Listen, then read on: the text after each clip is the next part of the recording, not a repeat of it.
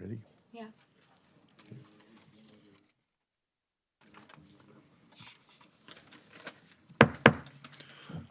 We'll call to order the Stark County Commission meeting for Tuesday, July 6, 2021. We'll do the pledge first of all. I pledge allegiance to the flag of the United States of America and to the republic for which it stands, one nation, under God, indivisible, with liberty and justice for all.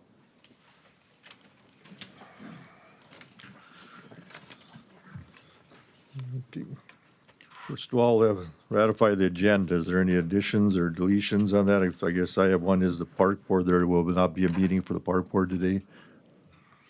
Anything else? I would like to address, I just want to make a statement at some point about the fire ban in the cities that are running fireworks. Anything else?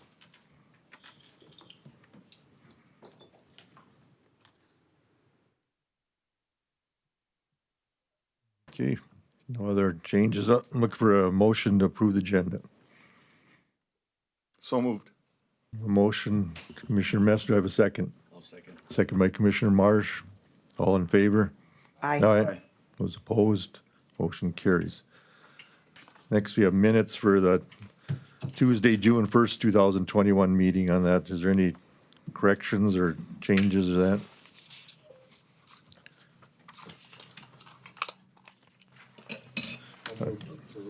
I have a change first of all. I should have on it. It's actually on page 3, towards the bottom. We talked about the vacation payout. We talked about, and it states Commissioner Arthur requested the elected officials involved. I think probably should say the policy members were listed there because it's kind of confusing. I had some questions from someone from the public. Kind of makes sounds that we had those people had some issues with vacations or something.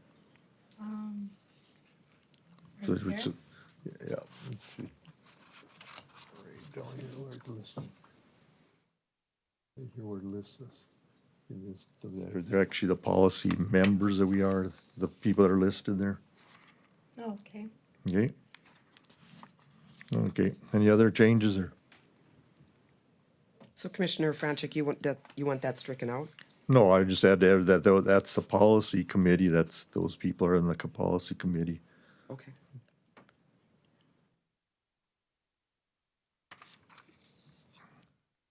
Okay, now I'll look for a motion to approve. I'll make your motion. Okay, motion by Commissioner Zander, do I have a second? A second. Second by Commissioner Marsh. All in favor? Aye. Aye. Those opposed, motion carries. Next, we have accounts payable. Is there any questions on the bills?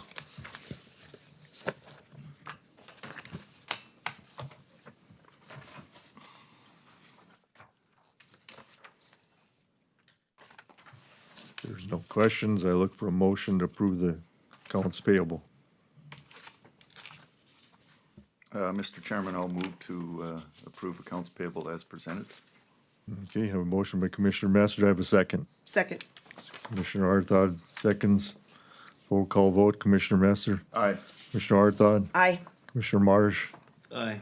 Commissioner Zander. Aye. Chair votes aye. Accounts payable approved. Next, we have Sheriff Lee.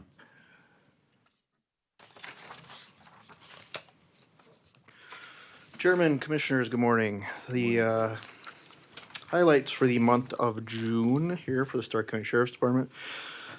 We had 1,519 calls for service in the month of June. This is up from 1,278 last year.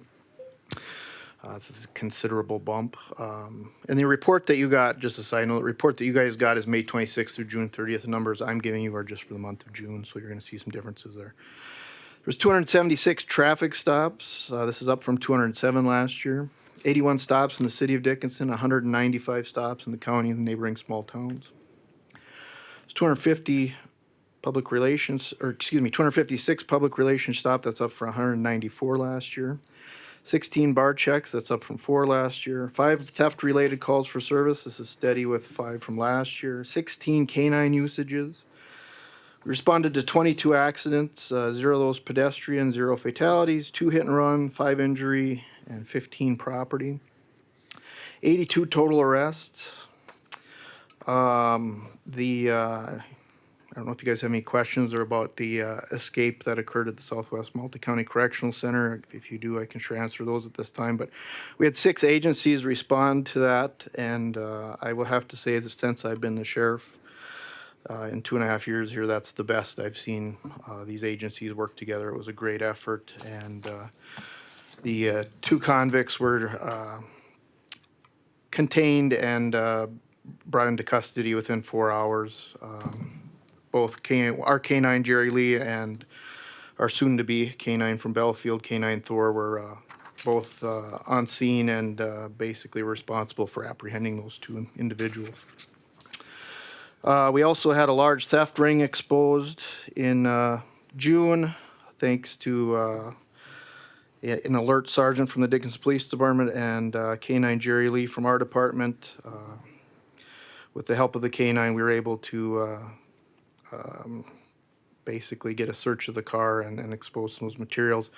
It was ended up being about a garage full of stolen materials. So I believe it was 2 pickup loads that we took out of there. So quite a few items. I think you probably saw that in the paper and or on Facebook. Rough Rider Days, we threw a little bit more manpower at Rough Rider Days this year, and I think it showed in our numbers. We really didn't have much for criminal activity on our end anyway, outside of the city of Dickinson. So pretty successful weekend. We had a lot of people in town. All the events were jam-packed full, and it went very well. I think even downtown we saw more people than we've seen in years. So good weekend. Any questions? All right, thank you. Thank Thank you. Good job.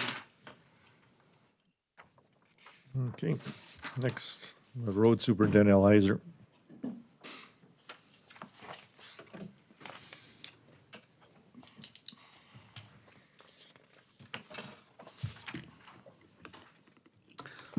Good morning, everyone. Morning. Just got a few items here to discuss. The first one is the resolution record we'll need for them box culverts that we bid to the DOT. I think Karen's probably got the paperwork. It just have to authorize the chairman to sign them. And them box culverts are the bundling project, one south of Belfield, one north, and one on the county line that's joint with Dunn County. So we'll need to have them signed, and we'll need to get the resolution record sent to the DOT as soon as we can, so they can proceed with everything else they're doing. As far as what the road crew's up to, we're hauling gravel, blending some gravel with shale south of Belfield, south to Southart on 122nd.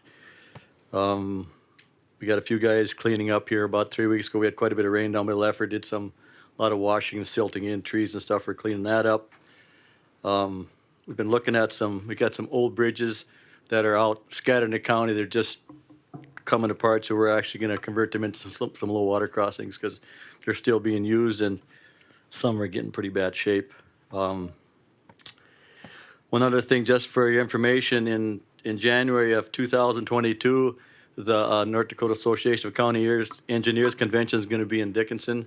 I'll be the president of the board that year, so if anybody's got any ideas of some good guest speakers, sure drop it in. And I need, maybe Bernie, you could help me out. We need somebody to do entertainment for the when we have the banquet that night. So, and we've got kind of that budget set together. So if you got any ideas of some good guest speakers, I was thinking maybe Armstrong, if he's around, maybe he could come and give a few words. So, but keep that in your mind. If you got any ideas, let me know. But other than that, I don't really have anything else. Mr. Chairman? How about the deal with on Enchanted Highway, the road race? What's that about? Oh, that's right. I was on I did agenda. There's a gentleman called me. I think he's out of Florida. In 2022, they want to have some type of a road race on the Enchanted Highway. And I'm not quite sure. I mean, I'm not against it, but I just want to know what our liabilities are.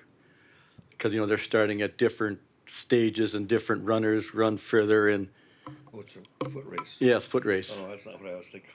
Neither was I. So, I mean, he sent me an email and just kind of want to, maybe when Amanda gets some time, we could research that because I think they're kind of excited to come out here to do it and maybe with the sheriff's help, we can, depending on what type of year it is, hopefully it's not during harvest time when there's a lot of truck traffic and, but So did they estimate number of participants? he has not. And so how does that work? You know, if there's patrolling needed, who covers that? How is that determined? I mean, you see a lot of the caravans going up and down Highway 10. I don't know how that's all worked out, but you probably just need more info, I would guess, huh? Yeah, correct. I've never done a foot race like that before, so I don't know. So as Start more information training. comes along, I'll bring it forward, but it's not till next year, but I just want to kind of bring it up and he's asked him to do that, so he sent it. I think if I remember correctly, his dates were kind of fluid. He was just Searching. through August or something, so.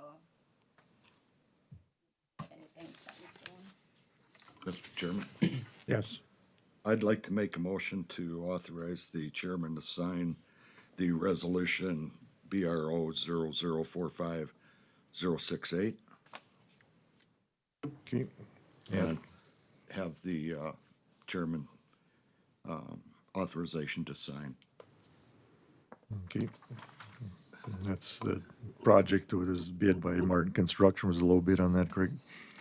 Okay, Martin was in low bid on the one on the county line, and there's an outfit out of Max Earthworks or something. I've never heard of them before. They got the low bid on the two over west of Dickinson. okay. Okay, you have a motion to sign this resolution by Commissioner Zander. Do I have a second? I'll second that. Second by Commissioner Marsh. All in favor? Aye. I, Was opposed? Motion carries. Then we have the second one for, And I'll make the same motion on BRO 0045069. Again, a resolution for the chairman to sign. okay, and the low bid on that was Quality Dirt Works LLC. Okay. Have a motion. Do I have a second? I'll second that again. Second by Commissioner Marsh. All in favor? Aye. I, Those opposed, motion carries. Okay, One thing I forgot to mention, we discussed at last meeting about the speed out on 35th and 107. I've been talking to a lot of people, the traffic is humming pretty good through there. We've got counters out on 35th and 107, so we'll be able to track times, speeds, if they're semis or regardless what they are. But so we've had them out for a full week, so it'll kind of give us a idea when, where, and One thing I noticed, you have speed coming in different than going out. So I think there's speed. take a look at it. I think at one point you can go 55 on the way in, but in the same section, you can only go, or vice versa, 40 on the way in and 55 on the way out. So just take a look at it. You may have On 35th? yes, the east-west one. Because see, when we come past Fluffy Fields, it should be down to 35, and then once you get beyond that over the hill, it goes back to 55. It is, but if you were in the lane traveling into west, town? it's different than if you're in the lane traveling east. So just take a look. I'll at check that. it out. Uniform it up. Okay, Okay. thank you.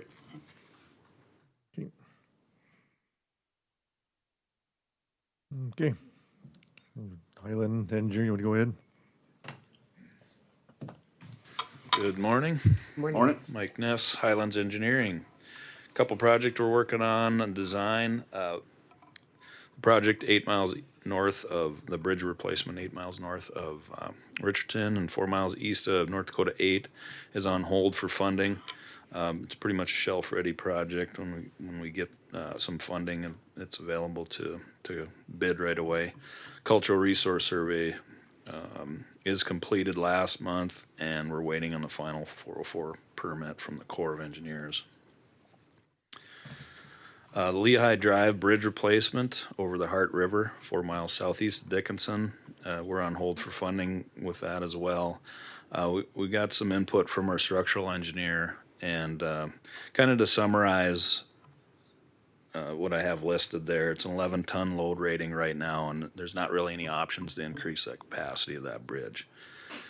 Some of the recent work that Al had done on the abutment wing walls to kind of prevent that erosion, hold that embankment back on the roads, should be sufficient for now. And the abutments are bowing a little bit, and that's caused by the soil pressure behind the abutments. But the pony truss system, the superstructure, is basically holding those abutments back.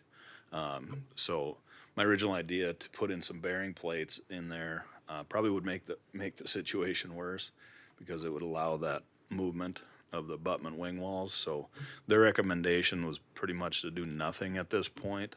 We're on a 1-year inspection cycle, and so just to watch it, keep comparing from year to year, see if anything gets worse. So you're saying the bridge itself is holding those abatement walls from getting Yeah. pushed in? Right. So.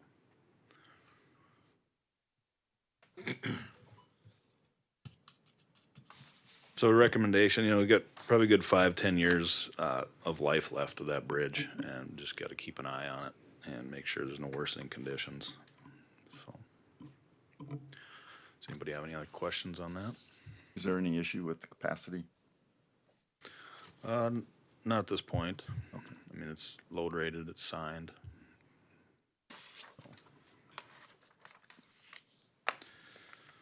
If there's no other questions, construction engineering project, Hlebichuk Construction is gonna get started on 30th Street Southwest, which is a 6-mile road north of Belfield.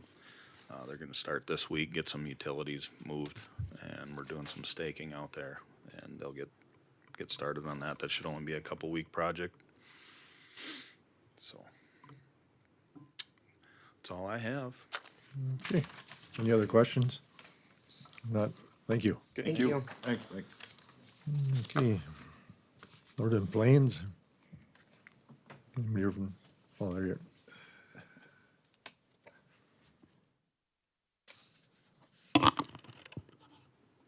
Good morning, Commissioners. Morning. Few updates for you, pretty brief actually. Starting with 35th and 107, the paving project just east of town. Everything's done except for cleanup.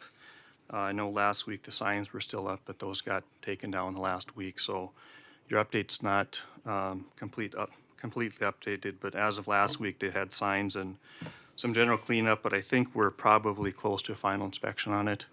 So maybe later this week, we'll get together with Al to do a final inspection, but it's looking like it's pretty much done at this point. Couple bid openings in June. 30th Street, Martin Construction was a low bidder at about $350,000. Our engineer's estimate was $335,000, so it was a little bit over our estimate, but well within reason, so would recommend awarding that project. Next project on 127th and 131st, Quality Dirt Works was low bidder at about $605,000. Our estimate was $675,000, so it was under our estimate, so that one turned out really well. Some other projects that'll be bid in November for next year's construction is the 83rd and 86th bridge replacement south of Richardson. Plans are about 90% done. We're gonna be meeting with landowners, talking about easements. Still got some work with Corps of Engineers, but should be in good position to bid that in November. Hoping to finish easements here in the month of July, but we should be ready for bid in November, possibly sooner. Those are DOT funded projects, so you'll get 80% of that cost reimbursed from the DOT. Any other questions? I guess that was really about it. It was pretty brief updates. Any questions on design projects or anything else I might try to answer? Any questions?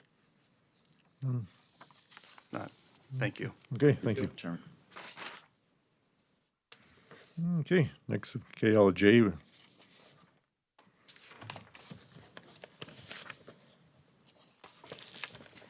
Hey, good morning. Andrew Krebs with KLJ. Just got a couple projects to update you on real quick. The first is that box culvert project south of Taylor. So that's Edward H. Schwartz is the contractor. They're anticipating starting around the middle of July. We have a pre-construction meeting scheduled for tomorrow at 9 a.m. with them. The second project, we went out and did that wetland monitoring on 47th Street. So overall, the site, it's establishing well. This was the third year of monitoring. It is drought-like conditions, so I don't think it's quite met its threshold yet, but it's progressing decently. So we'll finish up the report and send that into the Corps, and my guess is you'll have to come back and do another year monitoring on it. Is there any questions? Any questions? Okay, thank you. Thank you. Okay. Yes, we're a little ahead of schedule, so I think we'll jump down to discussion. Shauna, we want to go ahead with yours, or you ready?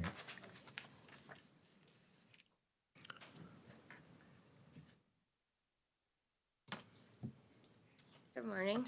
Morning. Shauna Davenport, Director of Emergency Services. So I have two items I need to discuss. I'll just start with the radios.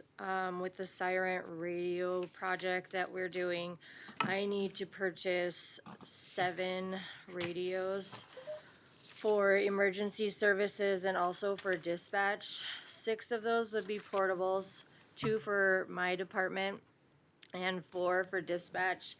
And that would be in case dispatch needed to ever leave the PSAP in case of emergency or whatever. That way they would still be able to dispatch in that emergency situation. I also need 1 mobile for the emergency management truck.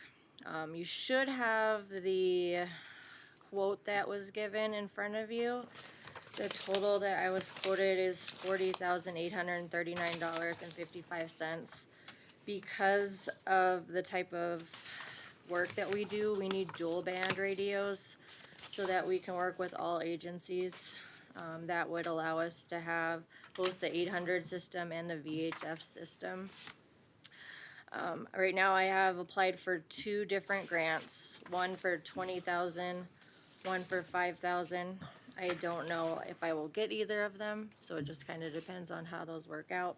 I'll also get $10,500 back from the state in reimbursements. So if all of that comes through, I will have only a $5,339 cost. But I don't know how that's gonna work out. So I guess I'm just looking forward to see if I can get at least a commitment on some dollars. And then if the money comes through, of course, I would just reimburse it back to the county at that point. Shauna, is dispatch totally on the county then, For all of the hardware is. for the hardware? Yes. Okay. Personnel is half and half. Well, we're 32% actually is county. Okay. And this is above and beyond your budget, this is, yeah. This is, yes. So if I don't get any of the grants, obviously it would be $30,339.55. And this cost is good until September. So the only, there's kind of a little downside warranty for these. So portables, warranty starts the minute that the radios arrive in the shop, in the radio shop. So I kind of need to hold off on ordering those because I don't want warranty to start when we can't be using the radios because we're not fully on the system.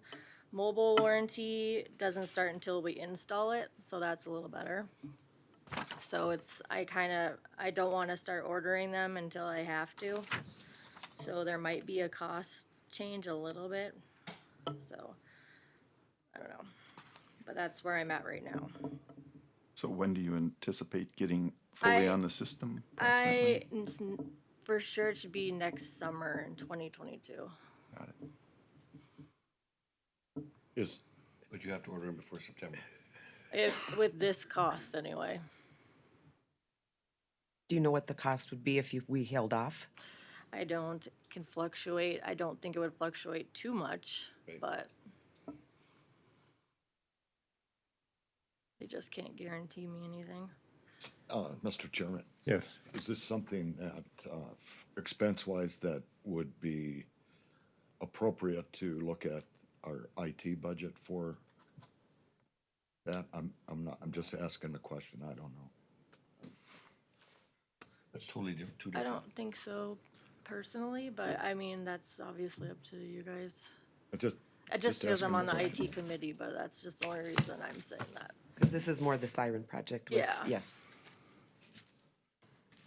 Is there any chance technology is gonna improve between now at the cost savings versus 6 months down the road? You know, when you need them and you're trying to maximize warranty opportunity? I would guess that if anything, this cost will probably go up if I, yeah, so. Or one of these grants, Shauna, does that include the stipend that's with the siren legislative with the $1,500 Yeah, stipend that per ten radio? thousand five hundred is what I'll get back, so. Okay, So for sure, it'll be the 30,339.55, like, that's where I'm at for sure. I just don't know if I'll get the 25,000 that I did in grants. And I'll still look for other funding as well on top of that. I'll keep looking for more grants too, so. if I'm not you are gonna stop awarded at these this two point. other grants, is there a deadline that you have to use those grants by? No, Okay.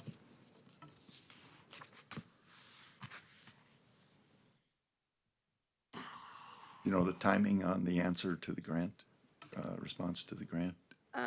they were for this next year, so I might not hear until in 2022 on them, unfortunately.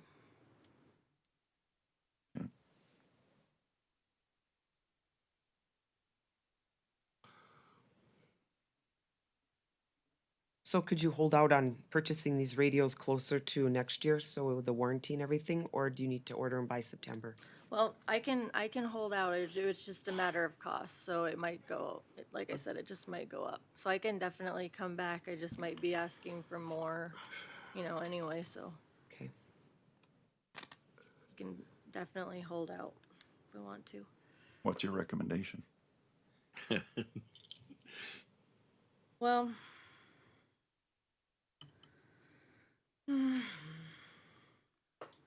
I guess I don't necessarily want to order them right now anyway. I just wanted to put it in front of you just so you know that I'm gonna be asking for them anyway. So I don't want to start the warranty process right now anyway. I want to have the 5-year warranty on them, so we can table it for now. But just so you know, I will be coming back at least for something depending on how these all play out. Well, I think it's great information. It's something we can also deal with in the budgeting process. Yeah. For your department there. So, Yeah.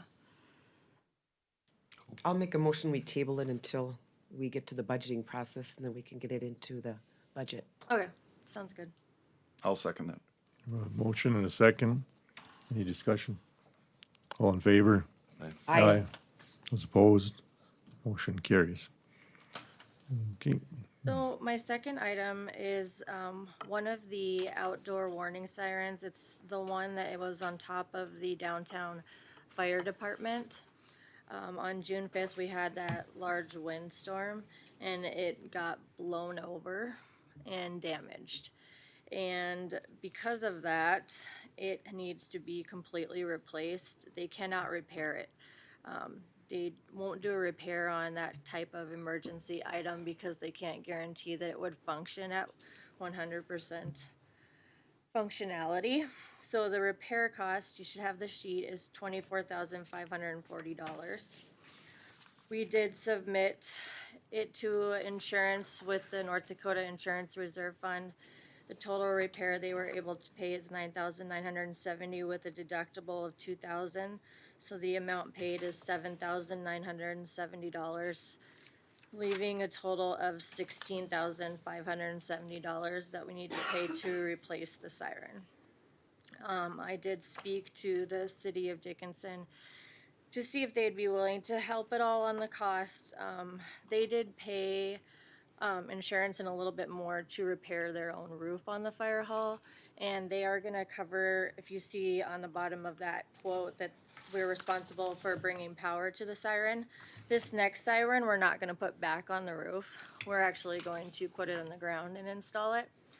So that's why it has that, if you look on, line 10, they're gonna install it on a pole this time, so it's a little higher of a cost.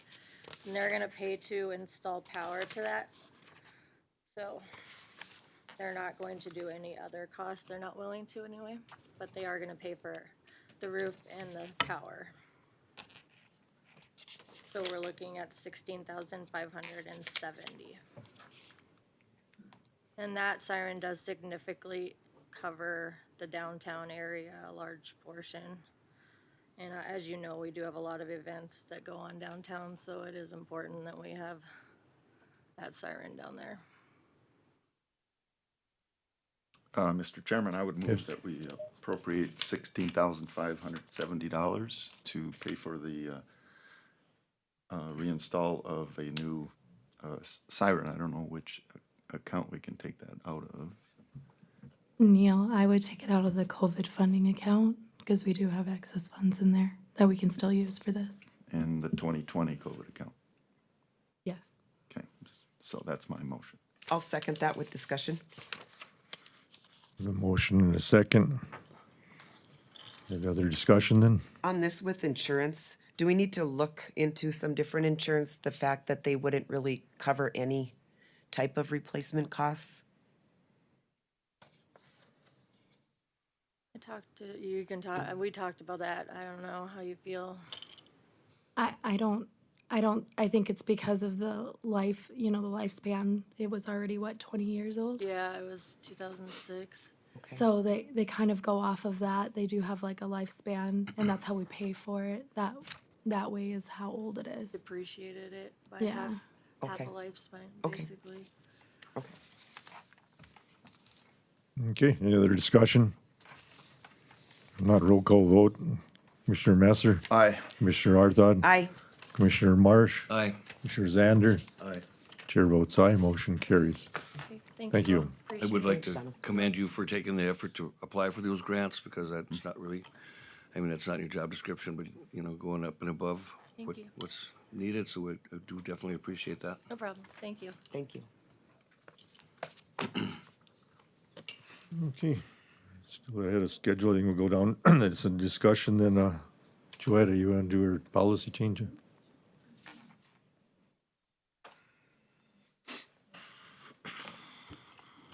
Good morning. Joetta Piercy, Human Resources Director. The policy that I am presenting today is our harassment conduct policy. Hopefully you all had a chance to read through it.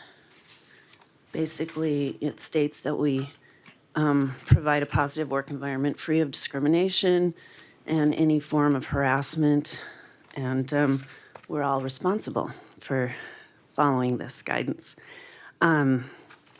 It goes through definitions. There's unlawful harassment, and that's harassment basically that is, it says related to an individual's race, color, national origin, religion, gender, age, sexual orientation, and/or disability. And then there's workplace harassment and sexual harassment. It goes over unacceptable conduct defined, and then the guidelines we follow, and how to report a complaint. We have both a formal procedure, and you have the form that an employee would fill out, or really it covers everybody. So it could be a commissioner, it could be an elected official, it could be an employee, it can even be a visitor. And then we have an informal procedure too, if they want to try and deal with it directly. Goes over investigation and confidentiality, and then protection against retaliation. There are sanctions of harassment, so what we would do if we did find that there was any form of this harassment, and then how we would prevent it and educate for the future too. Are there specific questions? Anyone have any questions?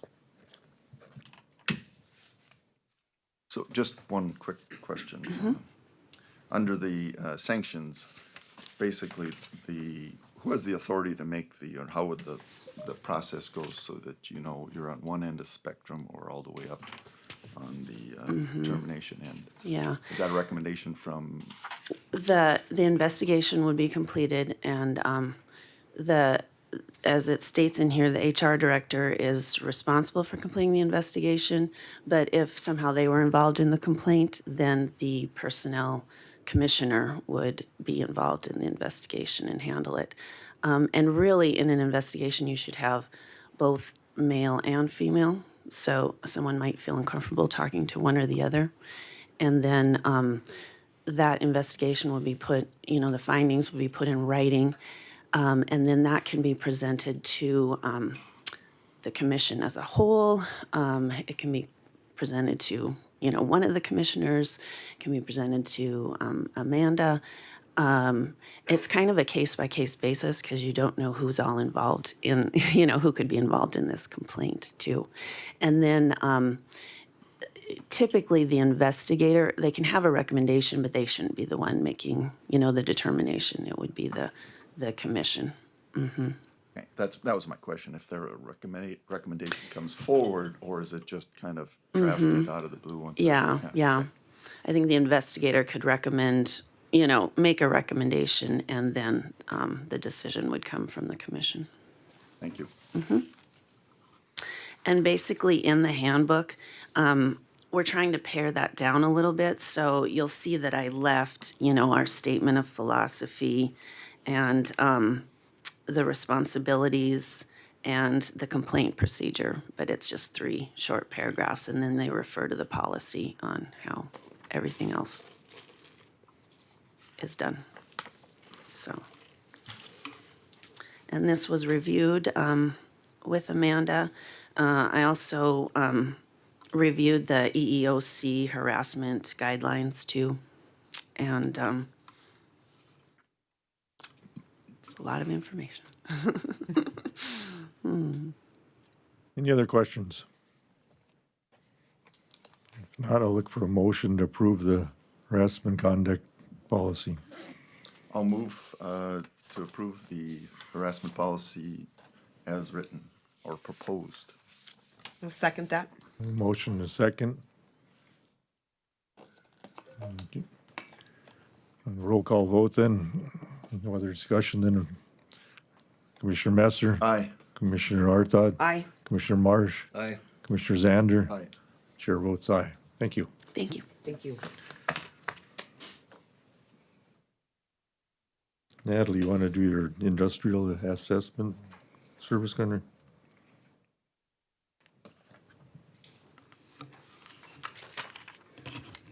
Good morning, Chairman, members of the board. I'm Natalie Wandler, the Stark County Tax Director.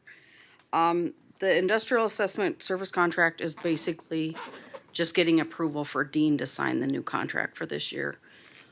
It's exactly the same as it was the last 2 years. The only difference is with the saltwater disposals, we decided to put them on a rotation, so we don't pay for them every year. He will pick 2 per year, and he can go off of the website that he goes to see if there's been changes on them, and then he'll pick the 2 that he thinks are the best for that year. Then the next year he'll get the other 2. So it did drop our contract by about $4,800 just by changing that difference. So it's just, I just need a motion for you guys to approve for Dean to sign it. And I believe the contract is in your packet. Any questions on that? You brought this forth last month, I believe, wasn't it? Right. Okay, so it's 4,800 less than the amount you brought, because I can't find the number you're Yep, looking for. the contract is actually, well, I've got copies of it here if you guys. Yeah, I don't think I have the contract. if you look at page 5, it shows the two options. Thank you. And then, yeah, Okay. here's the difference, so it's $4,800 different, because we went with option B, which is basically to rotate them saltwater disposals. Okay. Oh, Thank you.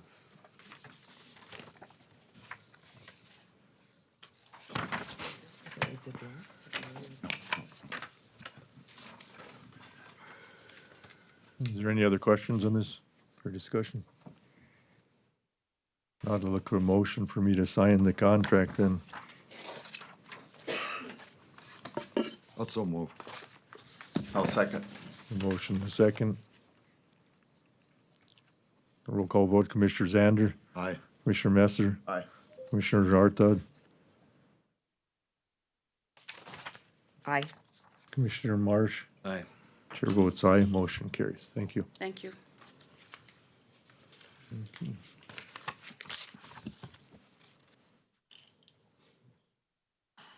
You want to do the assessment, or pledge of assessments, or?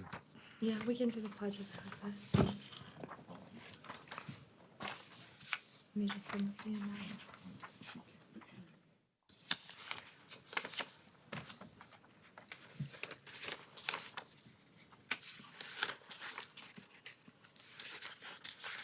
I would just need a motion to approve our current pledge of assets for American Bank Center. We have $35,422,022.63 for deposits. And the pledging required to carry that over is $38,689,224.89. American Bank Center has $42,126,210 pledged for that. And Dakota Community Bank, we have deposits of $6,196,891.20, and they have $8,011,536.60 pledged for Stark County. So I just need approval that all the pledging is met, the pledging requirements, and I do have the documentation for that. Any discussion or questions? So on this, by making a motion on this, is this for the year? If we have somebody else look at some of our pledging or some of our investing? This is just as of June 30th. Okay. Yeah. Any other questions? Look for a motion then to approve the, So, I apologize. I guess I'm lost someplace on what are they pledging to? It's basically to cover the amount of money that we have Okay. in the bank, yeah, Okay, thank you. that we need available. any other questions? Look for a motion to approve the pledge of assets, and I'll make that motion. motion by Commissioner Second. Marsh, Commissioner Zander seconds. Roll call vote. Commissioner Marsh, Aye. Commissioner Zander, Aye. Commissioner Arthud, Aye. Commissioner Messer. Aye. Chair votes aye, motion carries. Do you want to do the pamphlet thing or next, or? Okay.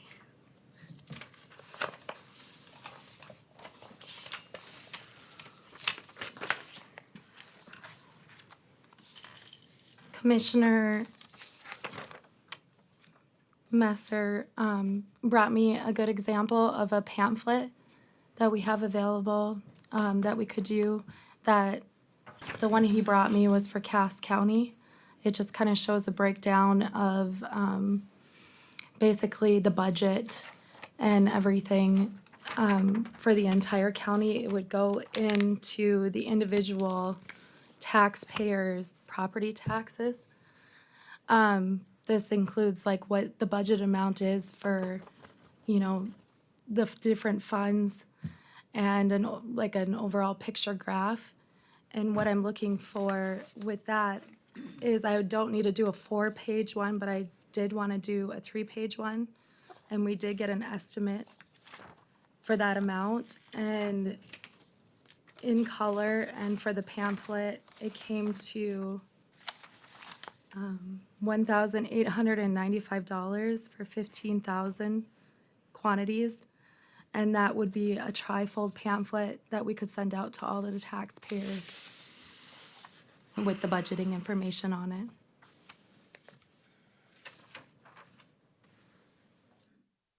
Just under discussion, I'll just bring you what my thoughts were. I'm not tied to this format, but I am kind of thinking that it would be very beneficial to the property tax owner when he or she receives their property tax statement. Right now, by statute, we have to have a 3-year history on it, and it goes through 3 years, and it also goes through by jurisdiction, school boards, cities, county, and those kind of things. And I think I'm looking at this primarily as an educational tool to bring to people so that they know, I'll pick on the road department once, that you have X amount of dollars in the road department, because we even last month had a call in and the individual says, well, our taxes are too high. Well, we only control 25% of that. The school districts, the cities, the Parks and Recs, Park Board, control the other 75%. And so I think if somehow we could develop this to be Stark County specific, I think it would be a good tool to get out to the property tax owners. So that was my jest. I just think it's a good tool. So I think it's a great idea. Any other discussion or questions?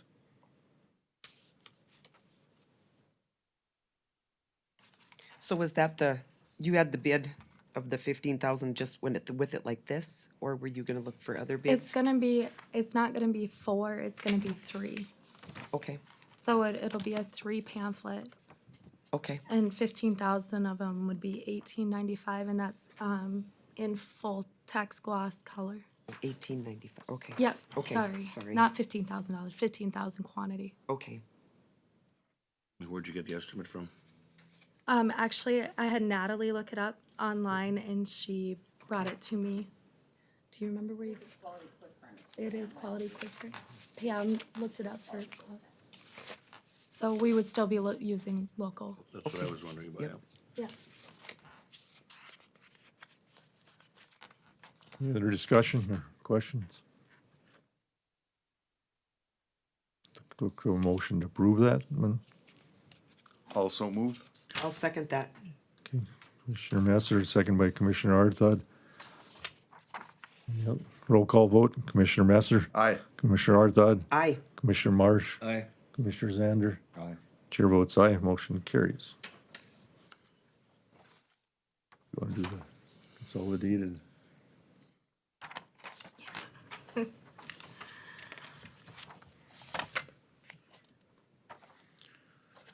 Okay, the other thing I had on the agenda for today was the consolidated phone upgrade.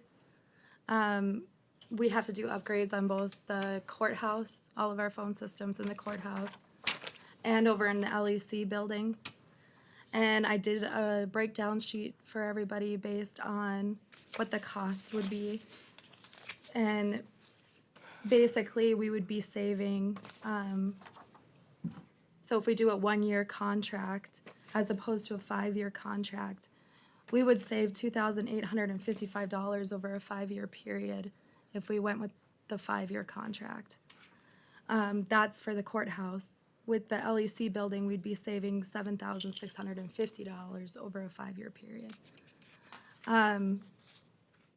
It's quite the overall cost with the courthouse with the actual installation and the 5-year plan is $6,945. And then the one for the LEC building is $14,290. So our overall phone upgrade is gonna cost the county $21,235. But they no longer support our current phone system, and Microsoft isn't gonna support the software. So basically, we don't really have much of a choice in that matter. How old is our current phone system? Say 10? 2006? The server that's associated Are with the super phone. old. It's like 2006 or 2008. And so the 5-year contract is a one-time payment, and they do all the service and technical The support for one-time 5. payment is the installation cost. The 5-year contract would be 5 years of all the service and everything like that. But it's a one lump sum, it's not Yes, 5 years at if an you do the- annualized rate. No, 5 years and then you would renew or, So if you do this, you have no costs for the next 5 years for the phone system. that's the way I understood it. Or you can do it yearly. You just Right. save a lot of money doing the 5-year. Right. About $10,000 difference. It's quite a difference. That's a lot. Any other questions or discussion? Did Consolidated contact Weston at all on this with the servers? Because he can sometimes get servers from the state that's a year or two old? Or is this a different server? I'm assuming that the cost for the upgrade is for the software portion for our phones, because we're using the same, as far as I know, we're not changing phone systems. Okay. It's just a software change. But they'd have to upgrade the server because that Yes. server's, yes. The server too. I Yep. don't know if they spoke to Weston or not. They didn't mention that in the email. Okay. I just know that we have to make a decision because they need to know this month if we want to do the upgrade or not. There's no support to it, we gotta do the upgrade. They don't have to know this month. Could you probably step up to the, Shouldn't you? Shauna Davenport, because this is phone issues, I would guess that we're dealing with Todd, right? Are you dealing with Todd and Cammy? Yeah, it was Cammy. Yeah, they wouldn't have contacted Weston for this. Oh, no, I said, I didn't Okay. think that. No, so, and this would be a different type of server, so they wouldn't, I don't know if Weston would have even been able to get this from the state, cause it's a phone server, so, Okay. yeah. So this is the phone server. This isn't really the IT side Yeah, of it. it's not the phone. IT side. Okay. But I'm pretty sure it was one of the oldest ones we had that was causing us issues, so 2008, I'm pretty sure is what it was, so. Was that We server definitely the- need to Okay. get rid of this one. Was and that one of the upgrade. servers that was crossing over into the IT though? Yes. Yes, okay. Yes. Okay. So if we, just one last question, if we also do the LEC, that would be an allocated number of the 14,290, because we're responsible for, I don't know, what is 60% or whatever of the LEC. Is that correct, or is this our allocation number? That is the overall number. I haven't spoke to Connie yet about the allocation. I just got this email here on Friday. But I do know that we shouldn't be responsible for that full amount, but more than likely we'll have to pay it and they'll have to reimburse us yearly. So can we table this till next month so we can talk to Connie and see what their portion will be? Yes, we can. I do have a meeting with them on Thursday. Okay. I make a motion that we table this until we speak with the jail to see what their portion of the payment will be.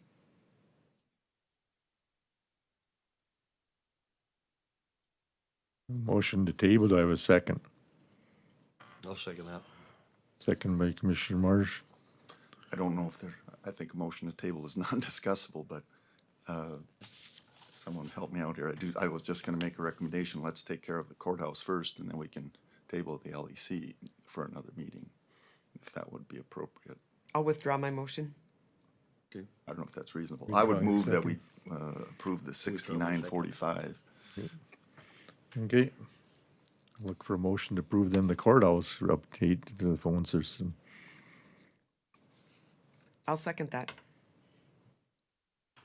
Do I have first, or are you making the first? That'd Or be Neil.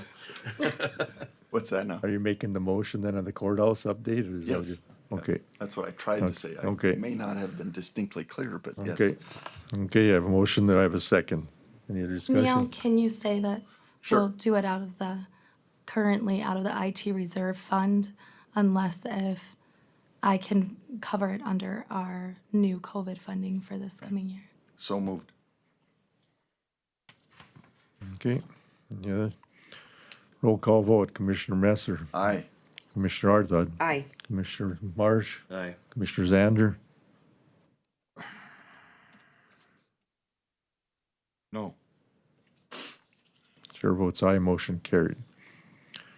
And we go to, yes, I guess what I'm voting no on is that based on what I see here, it says cost for LEC is $14,290. So we know what their share is, do we not? What am I missing? Well, in the LEC also gets $6,000 a month from Stark County, and they put it away for maintenance on the whole LEC building, so they should be able, I mean, I guess I just want to make sure that the jail is going to cover the amount that is needed to cover on their 40%. Which is $14,290, isn't it? No, it's gonna, that's the total. That's the full amount. So 40%. I'm sorry, 14,290 is the total cost for the upgrade for the LEC building. Yes. So Stark County should be responsible for 60%, and then they should be responsible for 40% of that. Well, that's Yeah. a work in progress that they have going on all the time. I mean, Yeah, this is a normal contract that they do have to pay for yearly. The only part that they're gonna have to approve is the actual installation cost and upgrade amount share. Okay, and that's fine.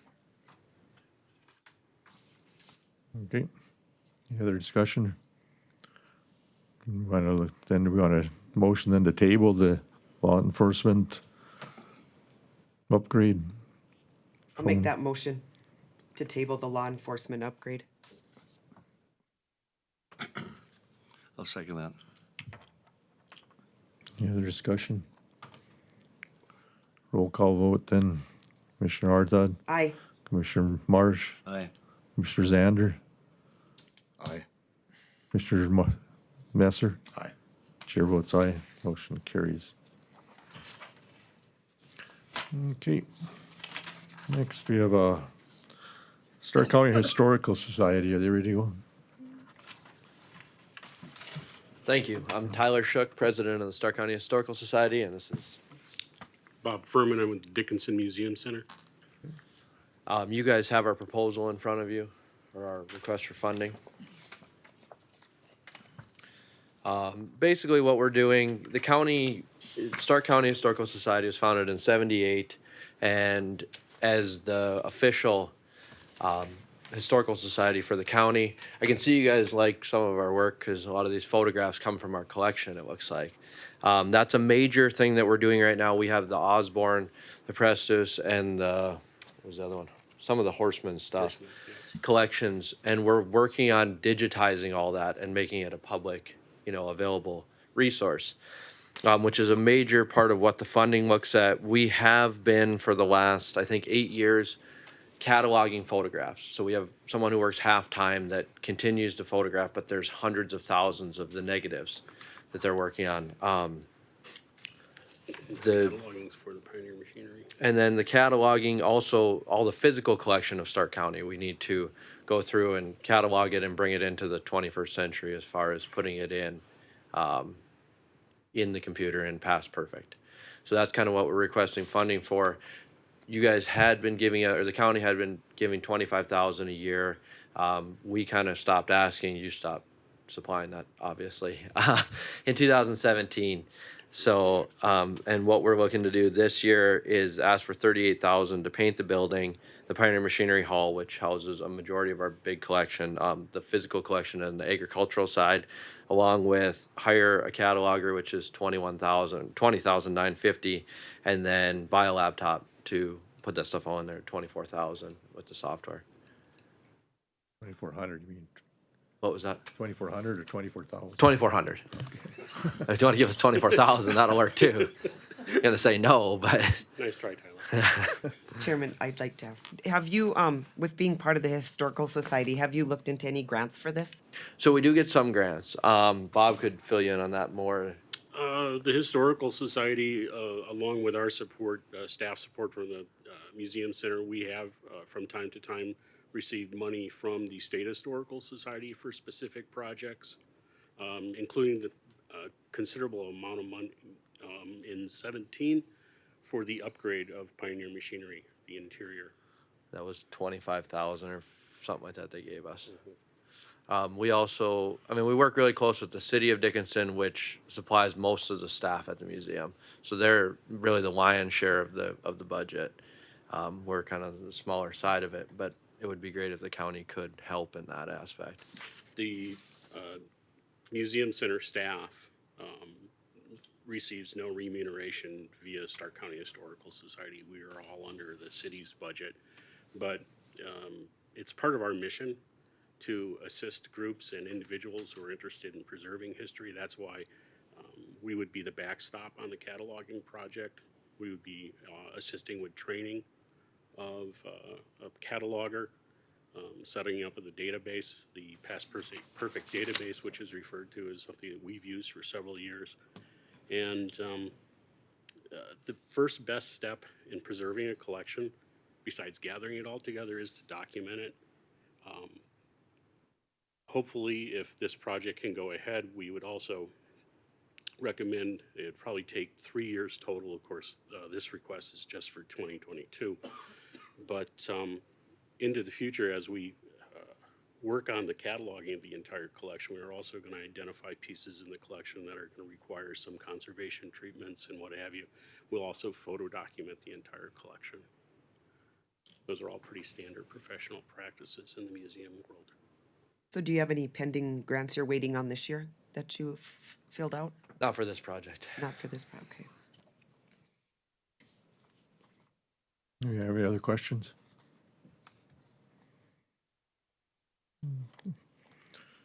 Okay, you're looking for the 2022 for this. We'll be working on our budget the next few months on there, so we'll definitely take that into account then. Well, we'd really appreciate if you guys come up to the museum, tour it. We'd love to have you, host you, see what we're working on. We made a lot of upgrades in the last few years. There's a lot of stuff going on in the whole center in general. It's kind of a really good example of how organizations can work together because there's several entities involved. The Pioneer Machinery building is amazing. We've recently, I guess that was in 17, we finished the whole inside of it and climate controlled it. So, and worked on some collection stuff in there. Okay. Other questions? Any other questions? I've been to the museum several times, and it is a gem to our community. Thank you. Okay, thank you. Thank you. Very much. Straight up. Next, we'll go to our 10 o'clock time appointment of Stark County Auditor. On that, we've had our 2 last months, I've had our public hearings on that, and I guess we need to move forward with our decision on that. Does anybody have any discussion on this, or? Looking at, it's either stay as elected, or we can change it appointment, or I guess it also look at putting it on the ballot for election, but that wouldn't happen till next year, 2022, and that wouldn't go in effect to the following 4 years term, correct? If I'm saying it. In my mind, it comes down, it's a people's choice thing. And if the people would want to change, the only way that I could comfortably see a change would be is if the people would vote to do it. So, I mean, if that's what we want to do, then we would have to put it on the ballot. If we're comfortable leaving it as it is, we leave it as it is. But I cannot vote to take away the people's voice. Any other discussion or comments? Since it's due on April or August 1st, I would like to extend it so there could be a little bit more thought on it. The actual resolution that you passed, that a decision had to be made by December 15th. Oh, okay. Yeah, just so there was quite a bit of time in there. Oh, okay. That was December, so they gave a person time to get to petition if it would stayed elected, so they'd have, be able to do that for next year for the election.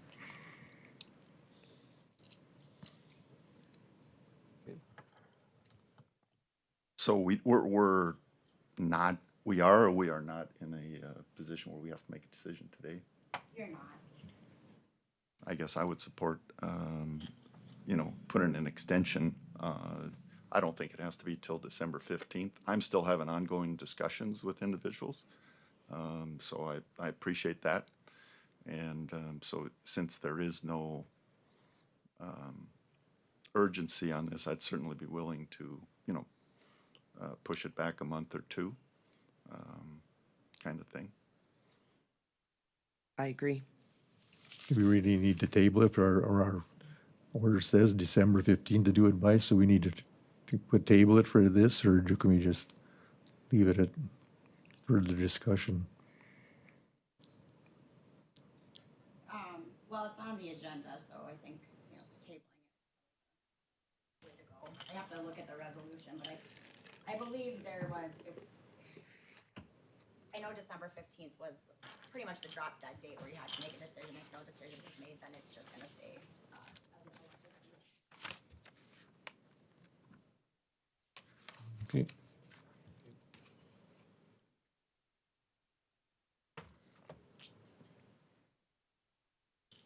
So if we do nothing today, it just keeps coming up month after month, or we could pick a deadline. I'm not necessarily convinced that we should wait till December 15th.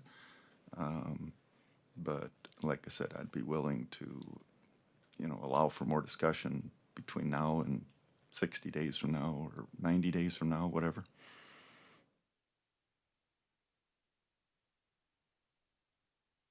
Well, if I understand this right, we don't have to take any action then today at all on this if we want to just leave it.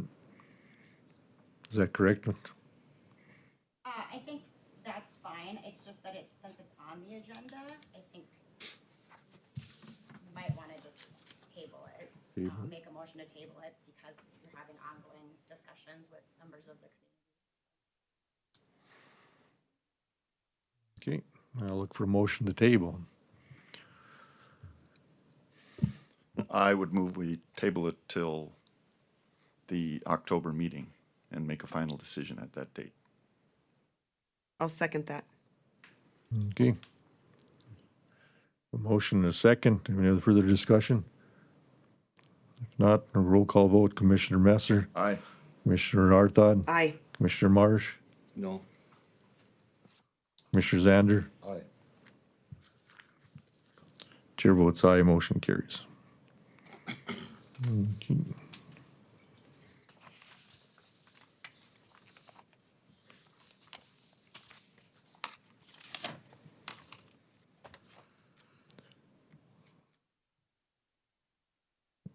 Go down to discussion, board appointments. Who's handling that? That's me. Okay.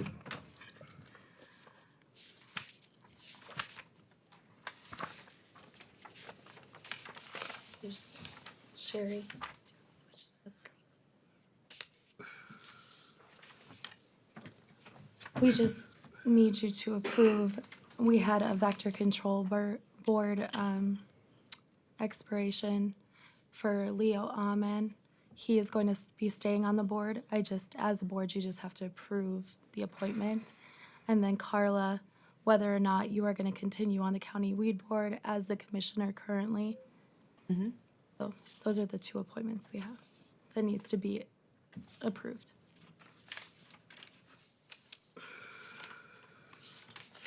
Okay. I'll move that we approve them. Okay, you have a motion to approve the reappointment for the both board members for the vector control and weed board. Do you have a second? I'll second that. You have a second? Under discussion? Not, roll call vote. Commissioner Marsh, Aye. Commissioner Messer, Aye. Commissioner Arthod, Aye. Commissioner Zander. Aye. Chair votes aye, motion carried. Okay.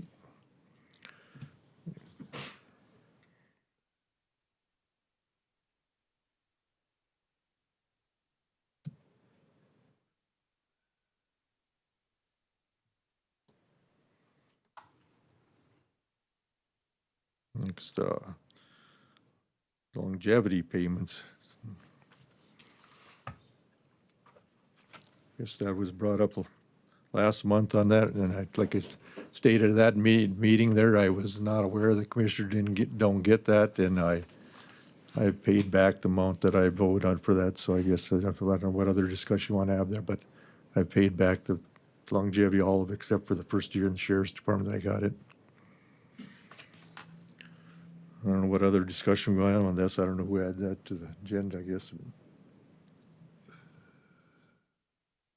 Go ahead. Go ahead.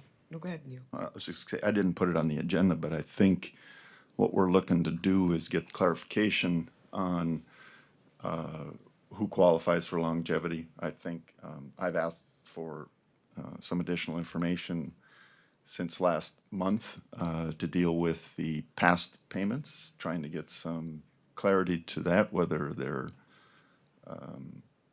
were authorized or not. Amanda has issued a legal opinion on the longevity payments. I think it also involves the whole discussion of longevity overall, how you deal with it. I'd rather see it deal in the payroll aspect of it rather than a longevity scenario. But at this point, I personally want more information on the history. I have talked to the 4 individuals that have received that we were referenced.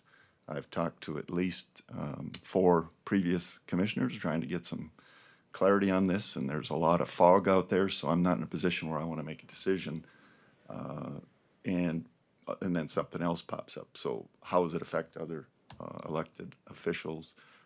Did those other elected officials take longevity? Does that have any influence on commissioner longevity? Personally, if I was asked, I would say that it needs to be paid back, but I also want clarity on where we're going with that. So, just my comments. And Chairman, I looked too, and longevity did not start for commissioners till 2019. So I'm not sure why from all this time and then all of a sudden at 2019, they went back and then started paying commissioners longevity. Because I also did ask some past commissioners and they had never received any longevity.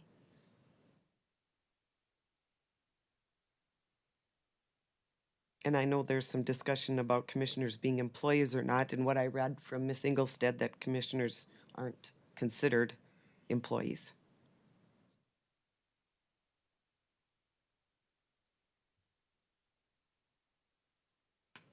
So I agree with Neil. I think it all should be paid back. Now, we can debate this all day long, but, you know, I've looked at the policy manual, and I've been told, I'm a county commissioner as well as Sheriff Toohey. When he was a sheriff, he was a county employee, even though he was elected, I was elected. I've been told that all county employees are treated equally, and obviously some don't think that is right. I'm fine with resolution, and the point I'm making is that if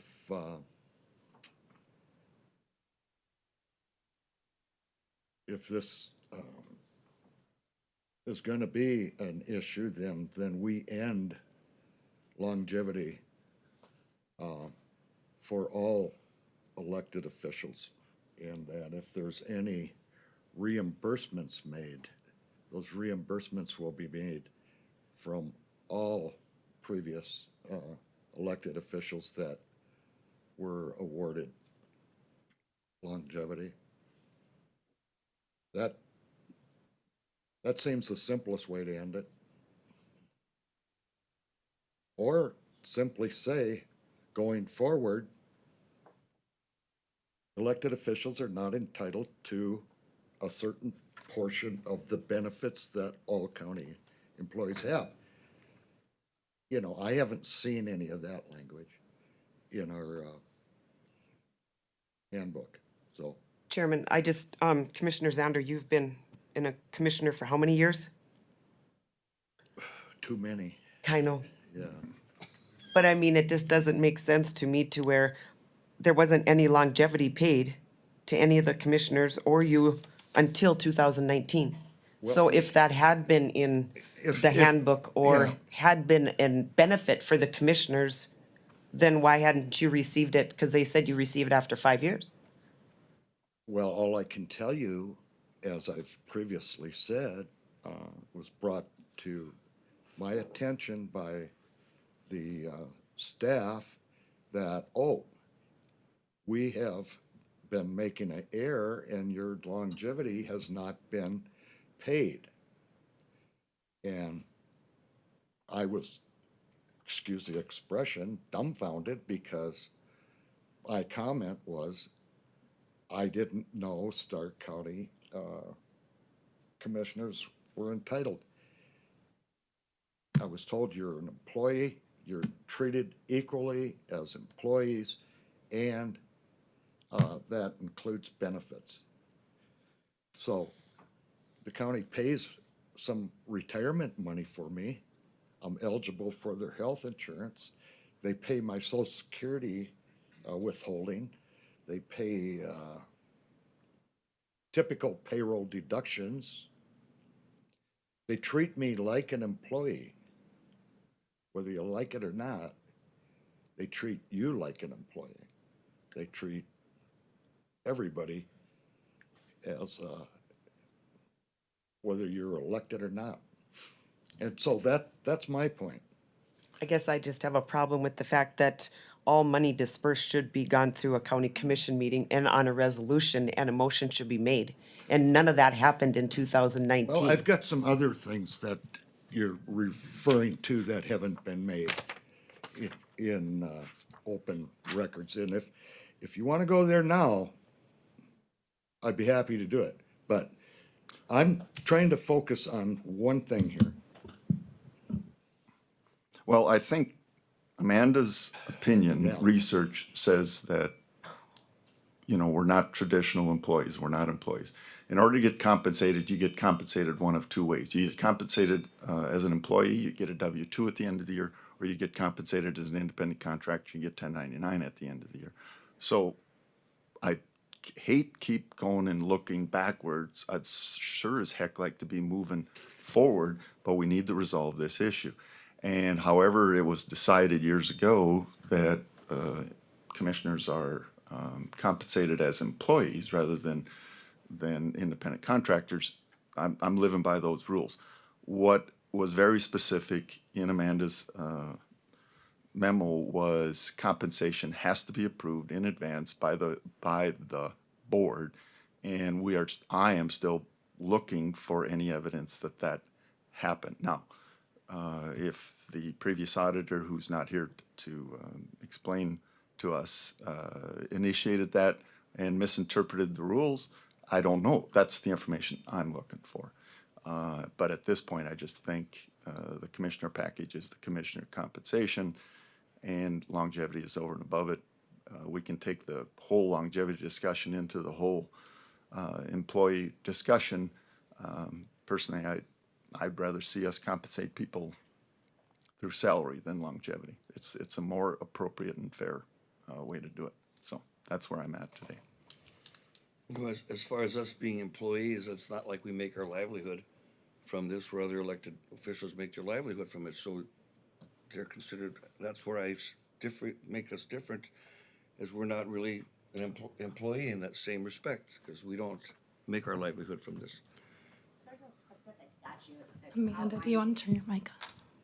There's a specific statute that's outlined in my memo that specifically says, according to state law, elected officials are not considered employees. However, another statute then provides that even though elected officials aren't employees, there are certain benefits that they can receive, being like group life insurance, retirement, things like that.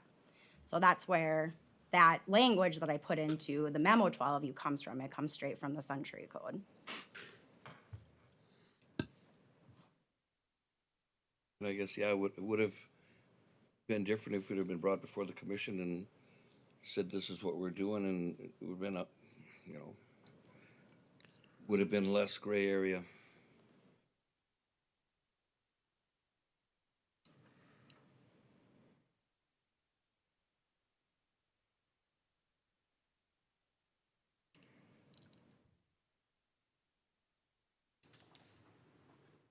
So in order to put,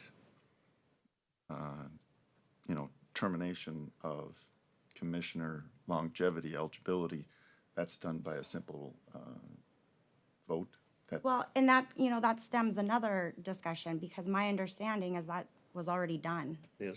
Like That's my a decade ago or more. So, from the information I have, I think that commissioners were specifically carved out that they weren't going to receive longevity. Now, you guys can correct me if I'm wrong, but that was my understanding. So I think that just puts another kind of piece in this puzzle when you're trying to figure this out. Now, if you want to change that, the statute's pretty clear that commissioners are entitled to an annual salary. And again, I explained that, but it has to be by, resolution. You get a maximum salary that's approved by resolution. So, my thought was, as I explained, is that the board have Karen go back and look at what all of the maximum approved salaries were for those years. And if that longevity fits into or is underneath that maximum salary, then it's probably fine. If it's not, then there's a whole AG's opinion that states that the maximum salary is a maximum salary. And I think I included all of that for you guys to read as well. So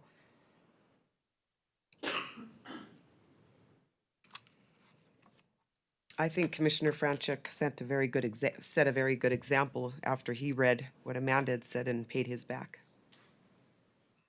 Like I said, I was misinformed at the time. I was told that there was an error made that I didn't need to start my 5 years over. So when I was found out I was not eligible for it, paying it back, it's.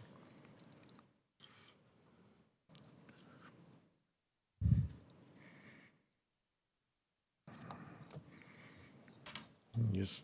I don't know if there's any further action, because from your saying, Amanda, you're saying that's already in, that's, we as commissioners don't get it, so I guess there's no other further action to take it. But So I think my memo was pretty, first, in my understanding, there is a motion that is out there that was made however long ago that commissioners were not going to receive longevity. So you start with that. If that has been changed in the previous 15 years, fine. Second thing then you need to look at is the fact of the statute and the maximum salary that's allowed. Statute pretty frankly says that the commissioners, and I gave this again to you guys, there was a maximum salary statutory that commissioners could receive. They removed that and said commissioners can receive whatever salary is essentially agreed to by resolution. So all of those salaries now no longer have a cap, except for the cap that is voted on per year in the budget. So if the longevity was put into that salary, and that reaches the maximum salary, I think it's fine. If it's over and above that maximum salary that was approved by resolution, that's where you have a problem. Go ahead. I think we have an ex-commissioner that wants to say something.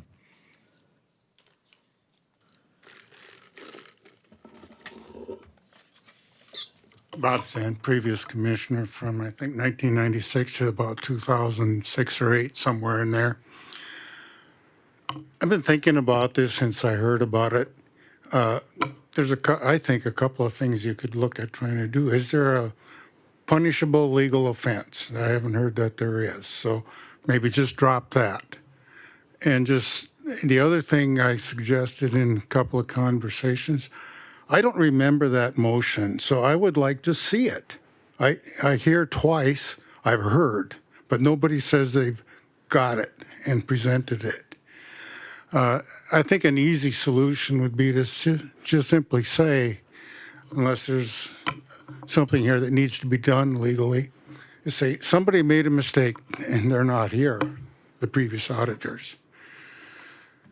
And just, we'll go forward and this is it. Cut it off.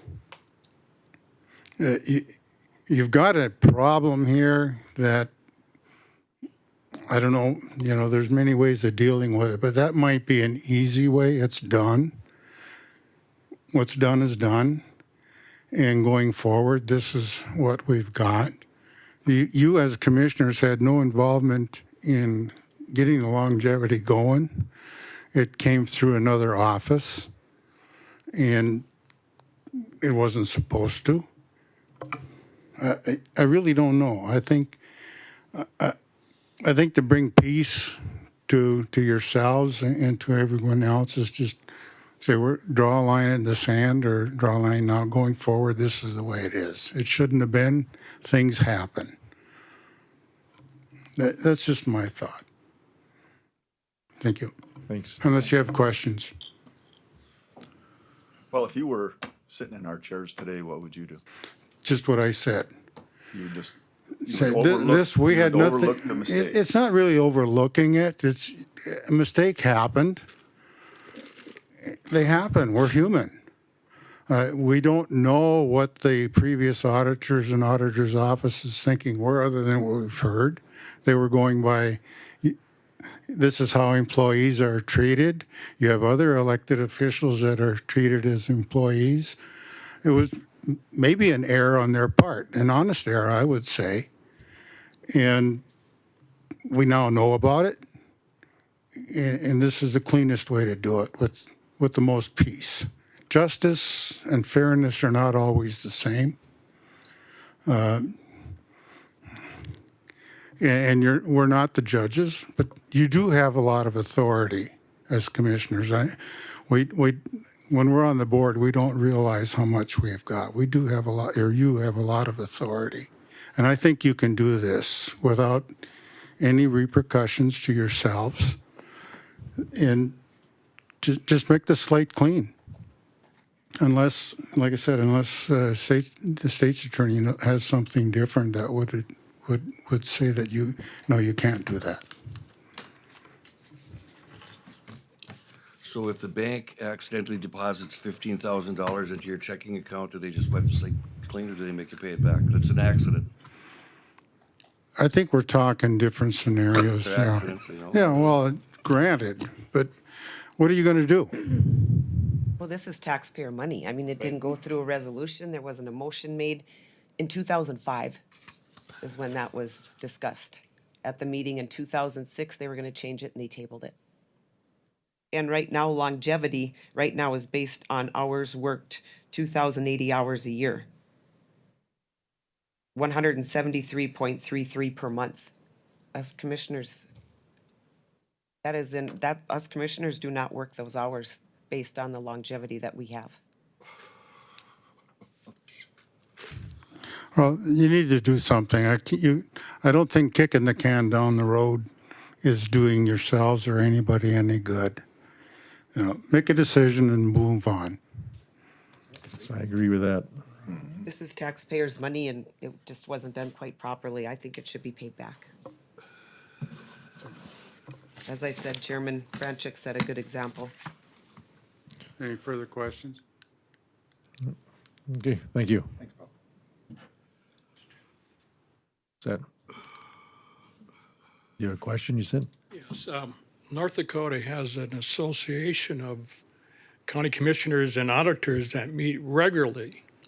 In my thinking, I'm thinking that other counties have gone through similar things that we're going, and how legally they were able to solve their problems. So you do have an association of county commissioners and auditors that do meet regularly, and they may have an answer for you. Okay, thanks. I'd like to make a motion that this money be paid back. Due to everything, the information that Amanda has given, the information on longevity, because we do not work the hours that a regular employee works. And the fact it did not go through a resolution and get approved by 5 county commissioners. I have a motion. Do I have a second? I'll second that. Yeah, Have a and second. I'll just, for discussion, I know there's some complications here because the longevity was subject to withholding and those kind of things. So I would ask that that be part of the consideration so that there's not the, whatever you want to call it, the penalty in that regard. But, and then give notice and let's work on that, figure out the correct amounts. And we'll have to do some accounting. Karen, I know you have the ability to do that, to find out what was withheld and taxes paid, so it's not kind of a double jeopardy thing. But I support it.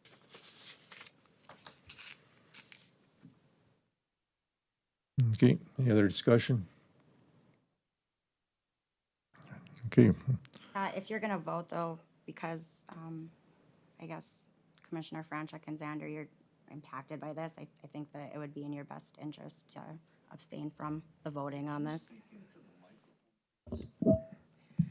I just said because, Commissioner Zander and Commissioner Franchuk are, named in this or involved, it would be my opinion that they should abstain from any voting on this.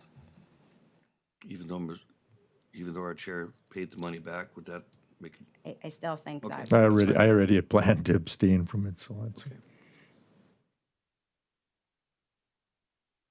Okay, any other discussion? Roll call vote. Commissioner Arthod, Yay. Commissioner Marsh, Aye. Commissioner Messer, Aye. I've said yay, or aye, not nay, aye. Commissioner Zander, Was I told not to vote? That's just my legal opinion. You don't have to take it. That's just what I would advise. I'll abstain then. and chair abstains. Motion carries. Okay. now go The ahead. second, just to, before we move on, I think it would be prudent for the commission to have some discussion as far as a time frame. I don't know, obviously, the financials of everyone involved, and I don't think we can just tell them to snap their fingers. So I think if you wanted to give a time frame of something like 6 months, 90 days, something like that for it to be paid back, I think that would be appropriate. You could also be looking at some legal action too, so. Just From the AG's opinion, if it isn't paid back, I have seen that there was some civil suits that were filed, and that's why I think, again, it would be appropriate to put a time restraint on it, so that, there's some clear lines drawn.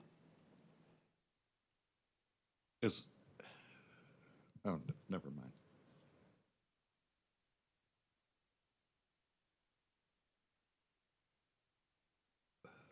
I look forward to a motion then to put a timetable on this. I guess I'd say, that one's got quite a bit of money, so I guess I'd probably give them 9 months.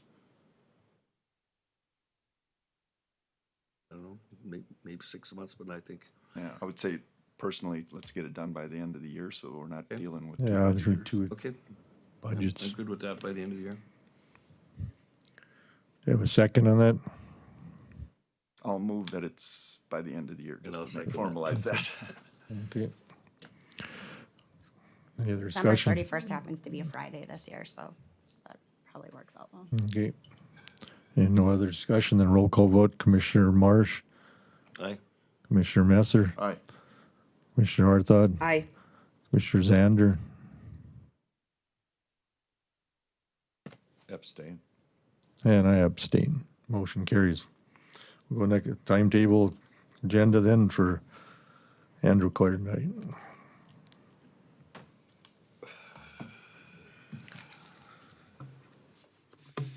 Andrew Cordnoy, presenting a resolution for right to life. I tried presenting this back in May, but we had a lot of stuff going on with that. Have you guys all had an opportunity to read it? All right, Mr. Chair, Commissioners, this is a resolution for the Stark County Board of Commissioners declaring that Stark County, North Dakota be a sanctuary for life and urging all citizens of the county of Stark County to promote and defend the unalienable right to life and the inherent dignity of all human beings, including the preborn, from conception or fertilization through all stages of development. Okay. Whereas the Declaration of Independence affirms that all men are created equal and have been endowed by the Creator with unalienable rights, chief amongst them is the right to life. And that protection of these rights is an affirmative duty of federal, state, and local governments. And I'll skip, I'm not going to read everything here on this, but the 5th and 14th Amendments of the United States Constitution provide the protection for human life and liberty. Going into those, if you guys, for those in the audience that aren't exactly familiar, 5th Amendment in the closing says that no citizen or no person shall be deprived of life, liberty, or property without due process of law. And the 14th Amendment states that no person shall be deprived of life, liberty without a trial. The state powers are derived from the 10th Amendment of the United States Constitution, which gives the states power to not delegate to the United States, where it reserves the power. Our government is based on a bottom-up mentality, not a top-down. Whereas Article 1, Section 1 of the Constitution of North Dakota, the very first thing mentioned in the Constitution of the state, that all individuals are by nature equally free and independent and have certain unalienable rights, among which of those are enjoying and defending life and liberty. Very first thing that our state decided. The County Board of Commissioners desires to express its deep concern that all human beings at every stage of development, including before birth in the County of Stark, should be afforded protection from acts of cruelty and be treated humanely and with dignity. Now therefore be it resolved by the Board of Commissioners of Stark County of North Dakota. Section 1. Stark County Board of Commissioners hereby recognizes and declares the full humanity of the preborn child and declares Stark County to be a sanctuary for life for the preborn, where the dignity of every human being will be defended and promoted from conception or fertilization through all stages of development. Section 2. The Stark County Board of Commissioners hereby resolves to enforce this resolution by all means within its power in accordance with its responsibility as the people's elected local representatives. Section 3, based on this resolution, the Stark County Board of Commissioners will organize a public meeting to request input from the citizens, churches, and other social organizations to determine possible measures to be adopted within the means and power of the county in order to provide support for mothers and fathers of preborn children and to become a county that truly welcomes and protects the gift of life from conception or fertilization through all stages of development. Section 4, that the Board of Commissioners hereby declares Stark County, North Dakota as a sanctuary for life. Now with this, talking about the basis of one of the biggest things that the county commissioners have, and that is to organize the public. I'm not expecting solutions, immediate solutions to anything like this. But I think we need to be proactive, not reactive to what's going on in the climate and the community of what's going on. And so that's why you guys should use your power to organize the people, to have the leaders of the public, as leaders yourself, to come together and try and find solutions to brainstorm. This resolution is just declaring that you guys are looking for the appropriate solutions to try and find something. We had, in the legislative session here, we had zoning ordinances enacted against federal firearms licensees by the city of Fargo. This was contrary to the Century Code 62.10103, that a political subdivision, including home rule cities or counties, may not enact any ordinance relating to the purchase, sale, ownership, possession, or transfer, ownership, registration, or licensure of firearms, ammunition, which is more restrictive than state law. They enacted zoning ordinances contrary to that. And they got away with doing so for about 10 years until it was challenged by the state. And then House Bill 1248 came and resolved that. And so with some of these things that are, you know, dare say controversial, but are continually being talked about, we need to be a beacon and we need to stand up and try and do something, as many other counties across the country have done so, have declared themselves sanctuaries for life, and force the hand of the state and the federal government to act and do something on that. And we've seen that this commission did that exact same thing with firearms earlier by having these resolutions which created and forced the hand of the state. So now the entire state is a sanctuary for guns. So these little things of having this conversation and acting upon this can create ripples that are larger. You know, I've been talked about on the separation of religion in the state. That was enacted based upon how we do not want to be run by the church, how we do not have a national religion, how we are not run like the Spanish Inquisition. This is asking these leaders, these clergymen, to help brainstorm and bring ideas, not to rule over any aspect of the government, just to bring ideas to it where I would expect other entities, the social service office, people, you know, community leaders, yourselves possibly, to come and brainstorm and think of ideas. You know, looking and finding solutions to the hard problems is the apex of every government entity on what your job description should be. And this is one of the hardest ones to try and do. And I believe that we need to be proactive and try and continually move forward and find solutions to these hard problems. I realize that inaction on issues is still inaction. And we need to take appropriate measures to moving forward and to protect all people, all citizens of this county, all human beings, regardless of their stage of development.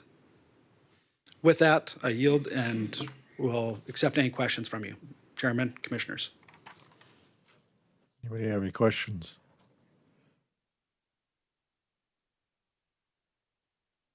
Okay, so, I mean, I have 8 children, you know, I'm pro-life. Passing this, what is the next step that you would expect from the commission? Next step from the commission would be try and organize something with the public where we can come up with solutions.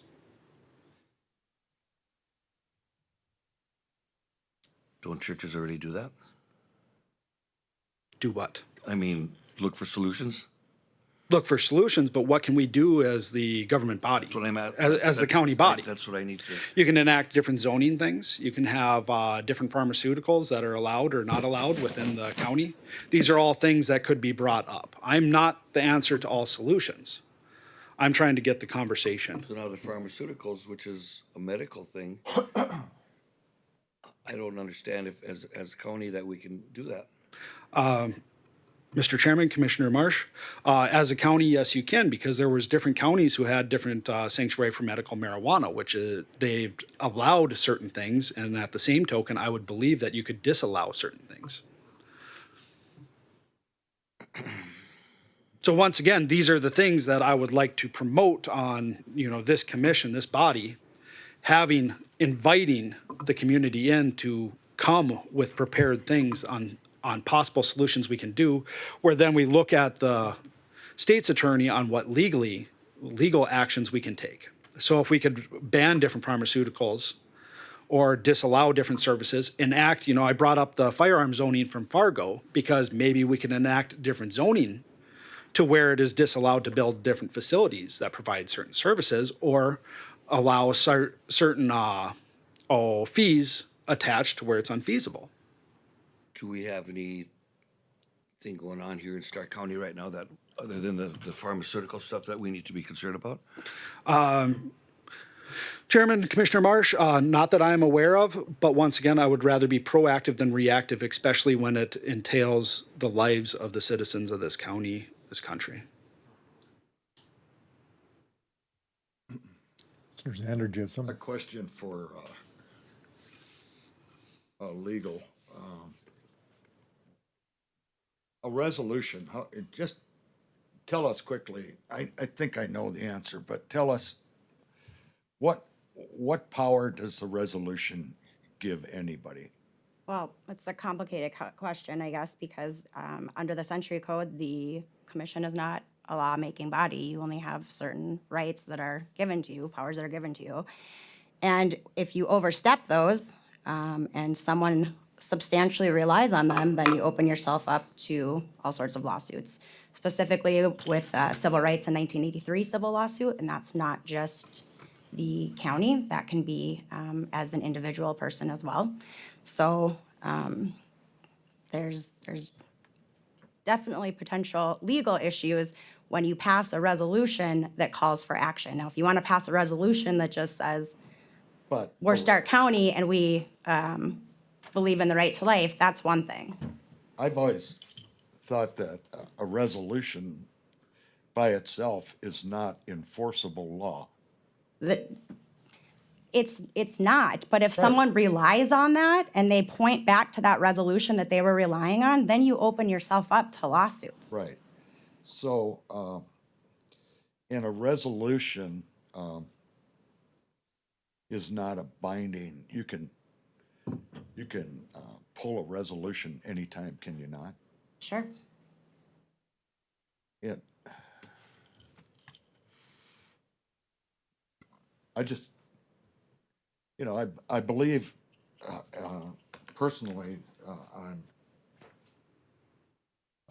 opposed to abortion. That's my personal view, but I understand other people have different views.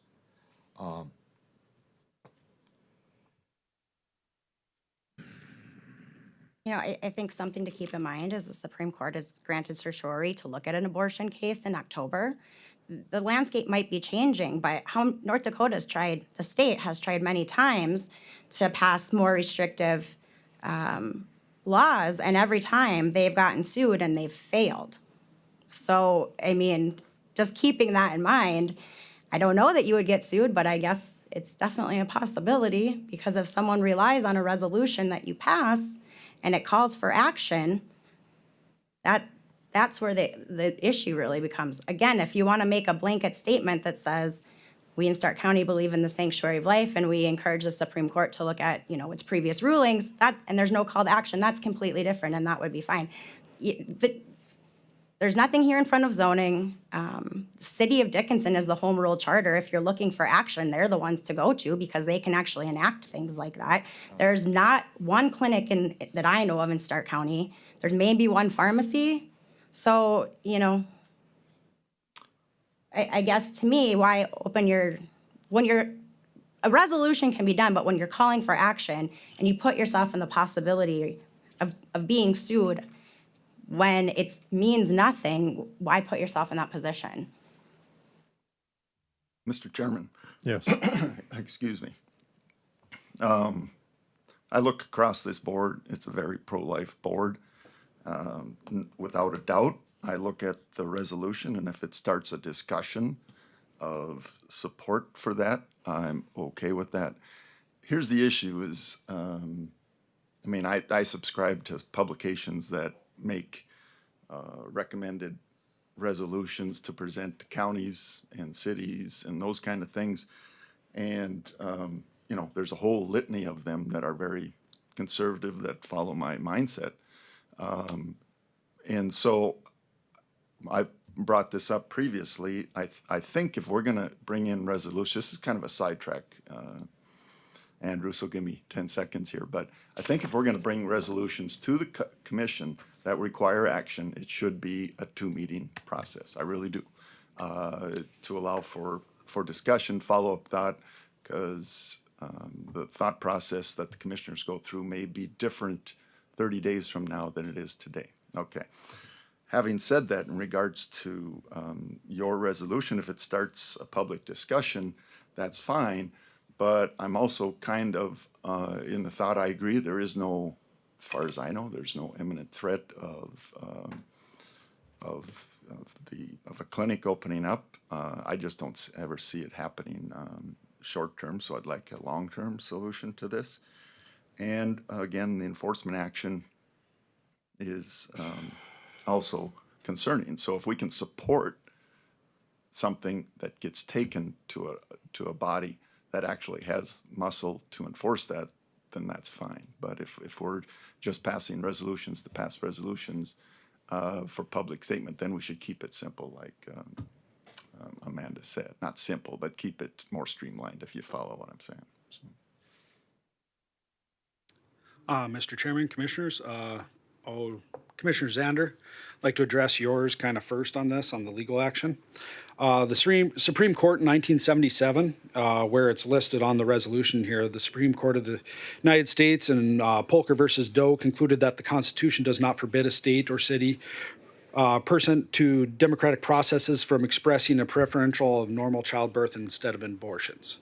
So there is one of the things what the Supreme Court said, that you as, you know, because we are a bottom-up government structure, not top-down, that you have the right to do this. I want to interject. Do you know what that is actually about, though? That case is about a woman who sued because she wasn't getting her abortion paid for. So that's, again, an action. So that's where they said that cities don't have to pay for these things. Counties don't have to pay for these things. What you're asking here is a different situation because they don't even have the power to enact these things. Okay. Continuing on, answering your question as well as Commissioner Messer's, Mr. Chairman, Commissioners, the resolution is asking that the commissioners will organize a public meeting to request input from the citizens, churches, and other social organizations. That is the action that I'm asking for, is to help organize something to get these things going on. So that is the only action from here, and anything that you determine to pass, be it a zoning or if you don't have the authority to do so, that's fine, but that you will enforce those things, be it with the sheriff's department. You know, those are the things that are being asked as far as actionable causes. And so that goes on to the 2-meeting thing, would be to have you start this discussion within that. That is what I'm asking of this commission with this resolution. Mr. Chairman, Yes. I'd like to ask if we can suspend this, because I know there's a group of people out there that have been waiting patiently for a couple of hours now, and I don't see where this is gonna end anytime soon. So I'd like to table this discussion for the next.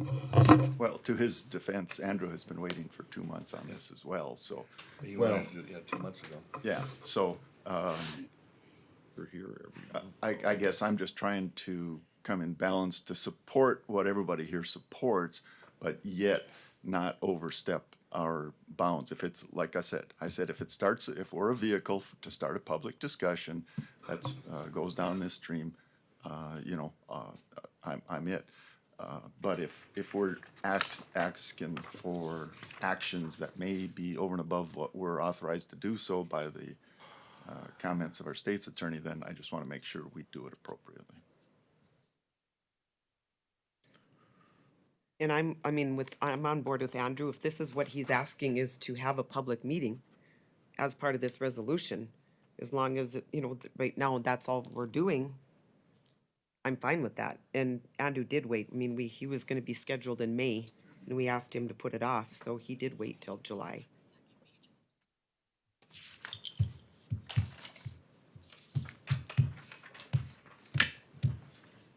Any other discussion or anything?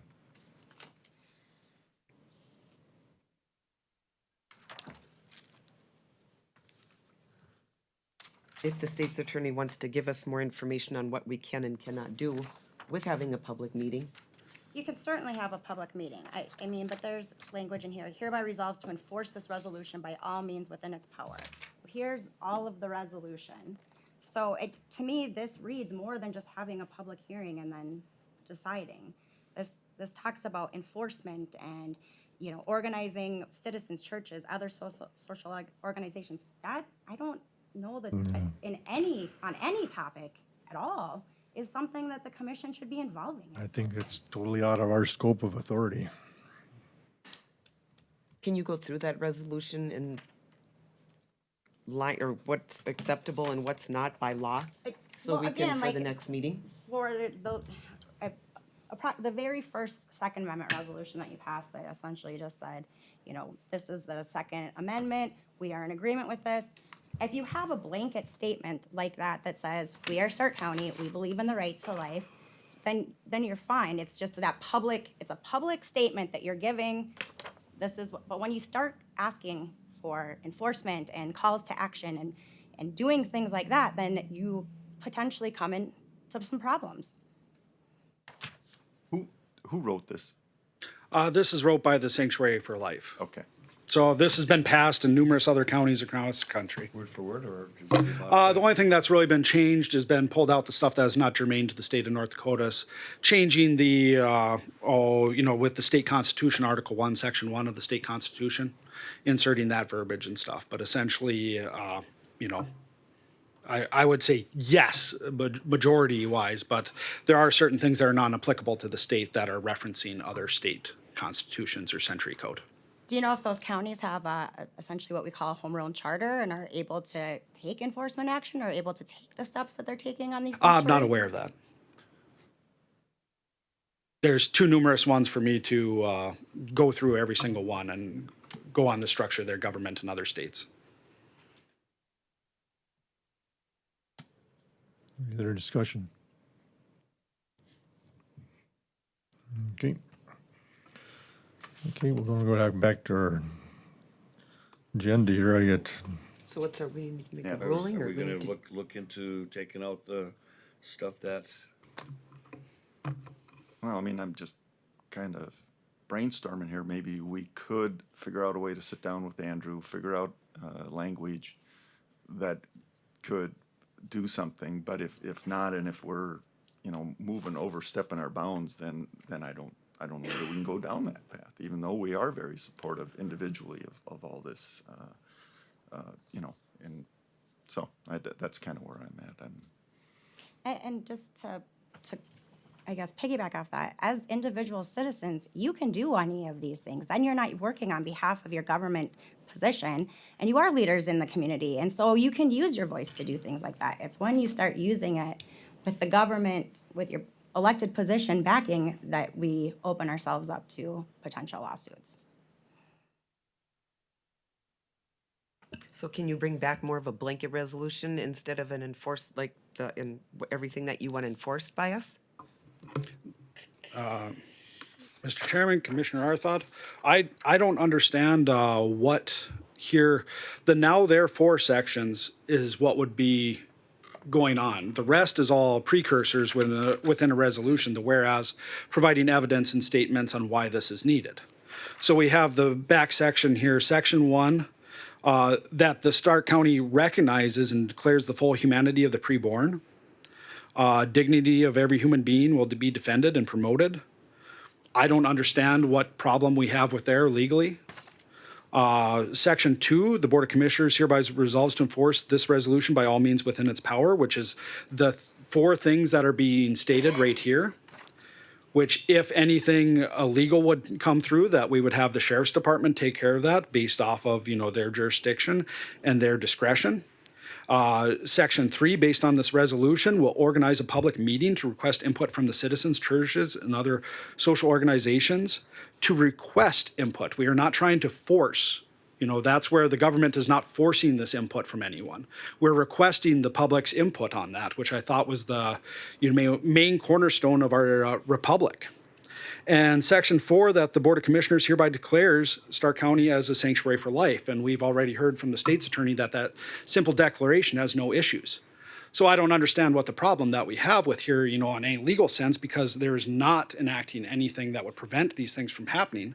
We are starting the discussion, as Commissioner Messer was stating, that we wanted to have a second one. And these are inviting people to come with feasible solutions that would not get this body in any trouble, that the commission can do as at the county level and would not create legal conflict. You know, this right here is not doing that. This is stating that we're going to try and do it. This is the first step. Well, at a minimum, I'm still of the impression anytime we're going to approve a resolution, it has to be a 2-meeting resolution, and I'd be more than happy to have this come back for discussion next meeting.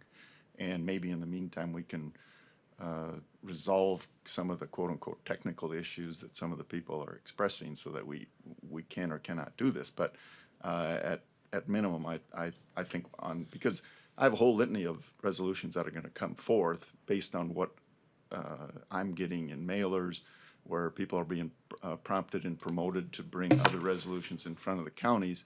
And, you know, if we're going to do these, we need to be fully informed and fully on board. And I believe that's a multi-meeting process. I'm sorry you may not want to hear that. I don't think it may or may not apply to this topic, but there are a bunch of topics that are going to be coming down the pike that will be needed to be addressed on more than one meeting. Just my opinion. what's your wishes then? Do we table this until next? I think we can bring it back next month and maybe in the meantime try to find some language that the issues won't be conflicting, or whatever the language, I guess, is the point. Okay. Are you making that motion then to table? Sure. Okay, do I have a second? I'll second that. I have a second by Commissioner Marsh.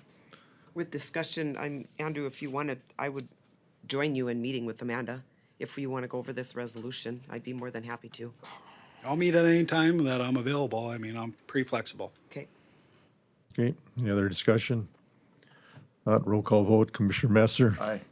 Commissioner Marsh, Aye. Commissioner Zander, Aye. Commissioner Arthod. Aye. Chair votes aye, motion carries. Thank you. Thank you.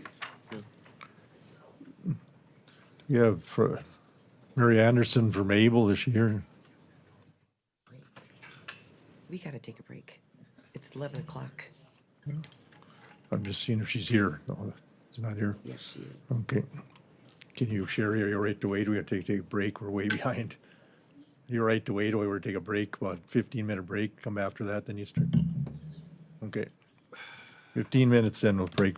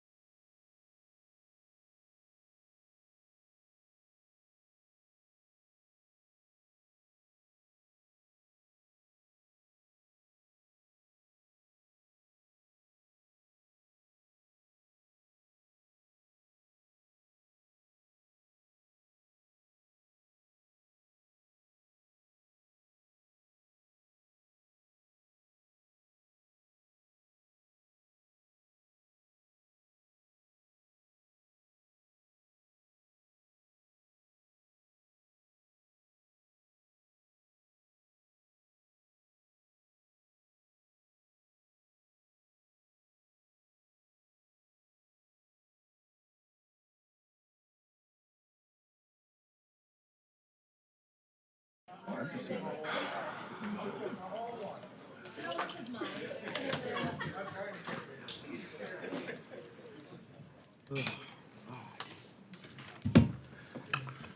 next on the agenda, there we have Mary Anderson from Able. Hello, Commissioners. Thank you so much for having me today. The reason I'm here is to give you some updates about what's happening at Able. And I'll speak loud because we got a big crowd here, it looks like. So yay, everybody's going to hear about us.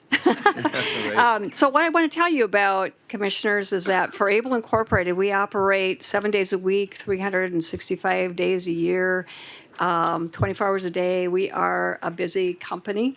And we're so have such a great service to offer to people. But that great service comes sometimes with a bit of a price in that we've got to find enough staff to come and do this work. I'm a little surprised that they don't like working weekends and nights and holidays. I suppose that would surprise all of you. That seems to be one of our biggest challenges.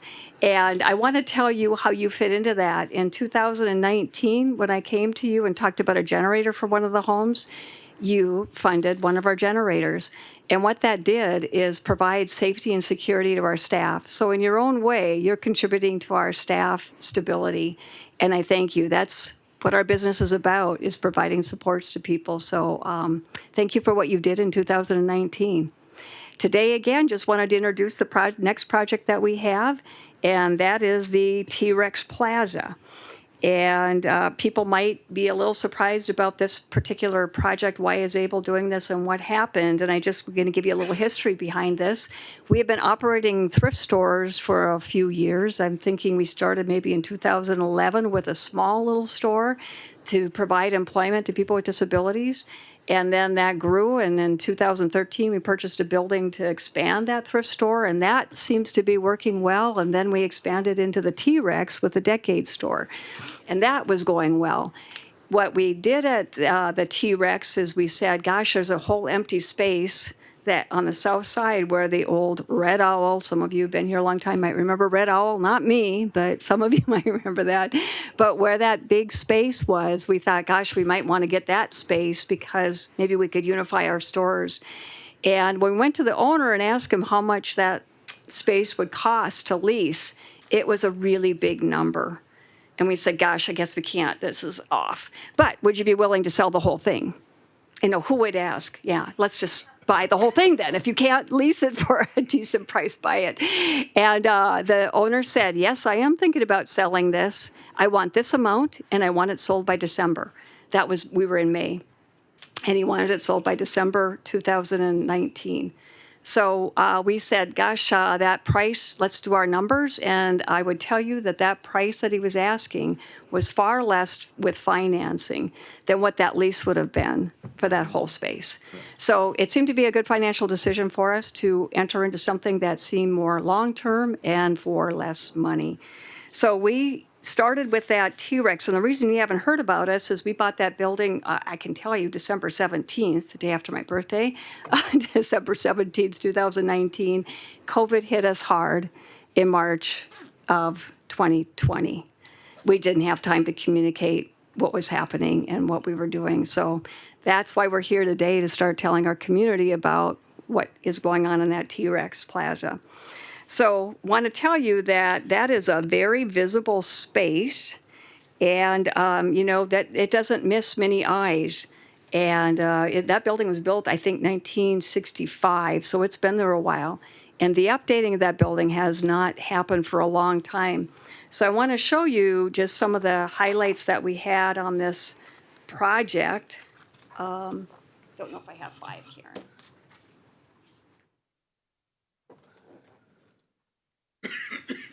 So in 2020, we were able to take care of that ugly, you'll see it on your first picture, the ugly parking lot that I would have to say ACE was not happy with, because they tried to pull in and out of this, getting through the mud hole, and it was terrible. But we took care of that last year. What was really nice is the prices were down, so we were able to get a really good competitive concrete price for that section. So we took care of that. In 2021, we're working on the facade improvements, and you'll see some of that. Oh gosh, I could give more out if people are interested in. taking a look. Don't hold us to that color specifically because some of those just don't look the same. So just hold on with that. But you can see the original building on this picture. You can see the current, and then the future is what we're looking at in this project. So because of that visibility, we feel like we owe it to our community to get something that is attractive and updated and something that'll last us a really long time in this community. So our first priority, as we said, was the parking lot. Our second priority has been this facade because of that visibility. And you might ask why, again, we're doing this, and it is to secure jobs for people with intellectual disabilities. Contrary to what I call the Centers of Medicaid and Medicare, the gods that help oversee us, they think that there is an easy way, I believe, to employ people with disabilities, and we just haven't found it. We find that for a lot of people with support needs, you got to modify and you got to do a lot of support. And that's what helps make them feel as a contributor, making income and doing all those things. And we find it through our thrift centers. I suppose it wouldn't surprise you. They don't also like to work non-standard work hours. So we have some trouble with the Saturdays. But, for the most part, this has been a very, very happy place for people to be working, and they have really enjoyed it. So on the side of how do we finance this building, because I'm sure people are interested in that, in case you want to know and ask us about how to do something like this. We were fortunate to get a loan, of course, with this, did financing with FlexPace. We have 4 grants that we have out on this building. We have 2 that we've been successful with. One is the facade grant, which is just a beautiful program in Dickinson. And so we have a facade grant that has been approved. We have a CDBG grant, that's a community development block grant. And I want to show you what we're trying to do with that grant. So at ABLE, we kind of consider ourselves the queens and kings of physical disabilities in terms of modifying and making things happen.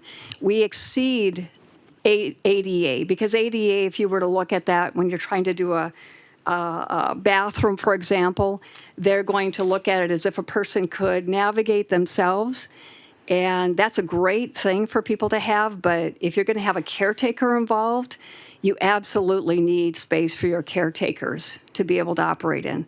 So that's what this bathroom is looking like, is to be able to offer that to our community. For one of our employees at ABLE, she has a child with a disability, and he's 5 years old now and getting bigger. And she travels all the way to services in Minneapolis. And along the way, she's stopping at bathrooms. And what does she do to help change him? It's really pretty devastating. It's got to be on the floor. He's getting bigger. It's really quite difficult. Some of us might be facing this. So in our community, what we've been asked at times is, ABLE, can we come in and use your bathrooms? And we've let people come in, and it's worked. But we didn't make it very publicly known. Otherwise, we might get overrun. But in the meantime, what we thought is, if we were to create a bathroom, what would that look like? So this is a community bathroom you see in the front spot. It is a family bathroom. There's a door there that can open up into a shower and a bathtub. There'll be a ceiling track lift and an adult changing table.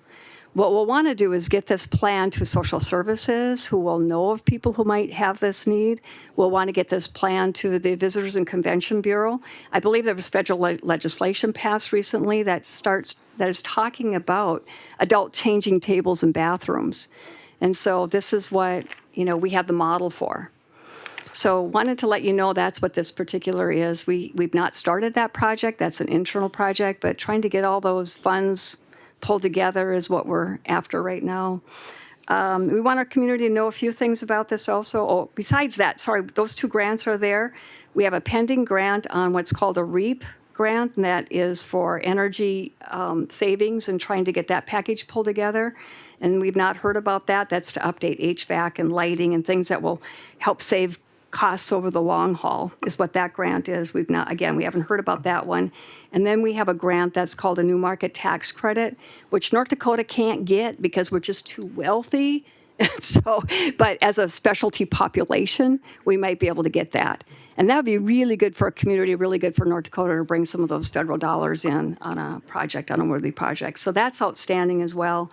What we want our community partners to know is this, again, is for people we support. In COVID, this was a great opportunity to spread people out. So we just didn't sit at home this whole time. People went to work. And let me tell you, they were so happy to be back. It was unbelievable to be sitting in your apartment for 2 months and then having some freedom was critical to us. So how it fits into COVID is being able to spread out. How it fits into COVID is our costs have accelerated. So we're not going to get all of this project done as we wanted to because of the costs. They really, really went up. Most of you know that with construction. As a nonprofit, all of our profits go back into the supports and into infrastructure. So everything we do cycles back in. We're not a solo owner that takes a profit out. We are, again, more community focused. We do pay full property taxes at the T-Rex.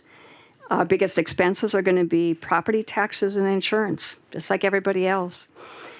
Able has a lot of spirit and drive, and what we find is that anything that we can do financially in one area benefits us financially in another area. We hope to never stop.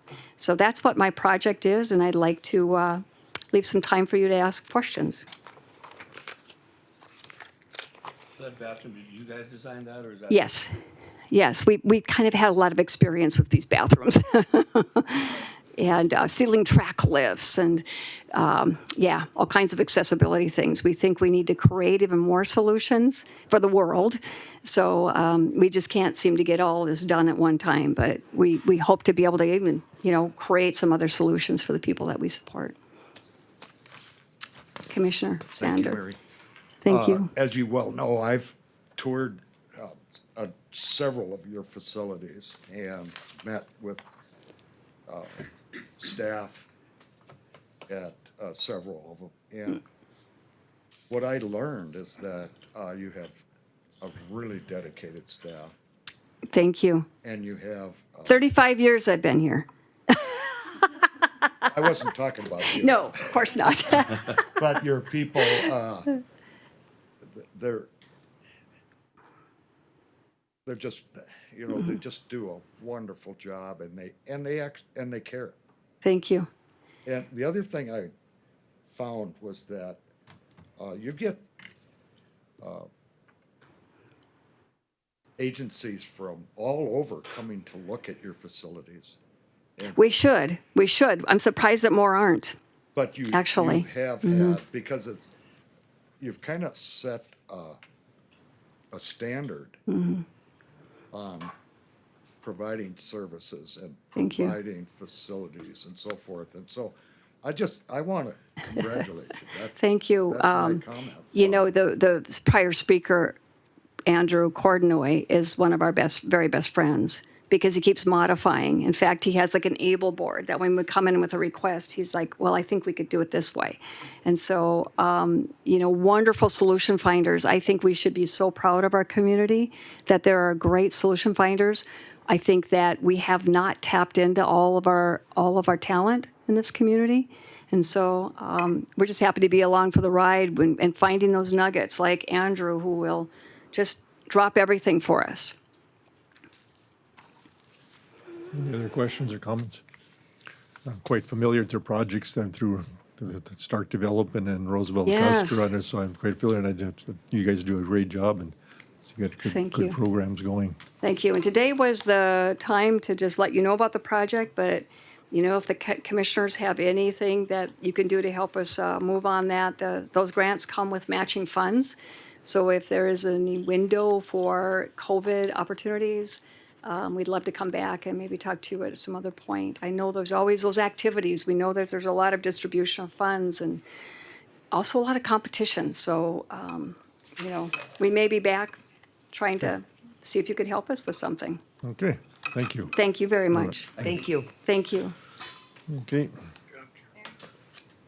Next we'll have Southwest District Health, Sherry Adams. Were you guys able to get the budget?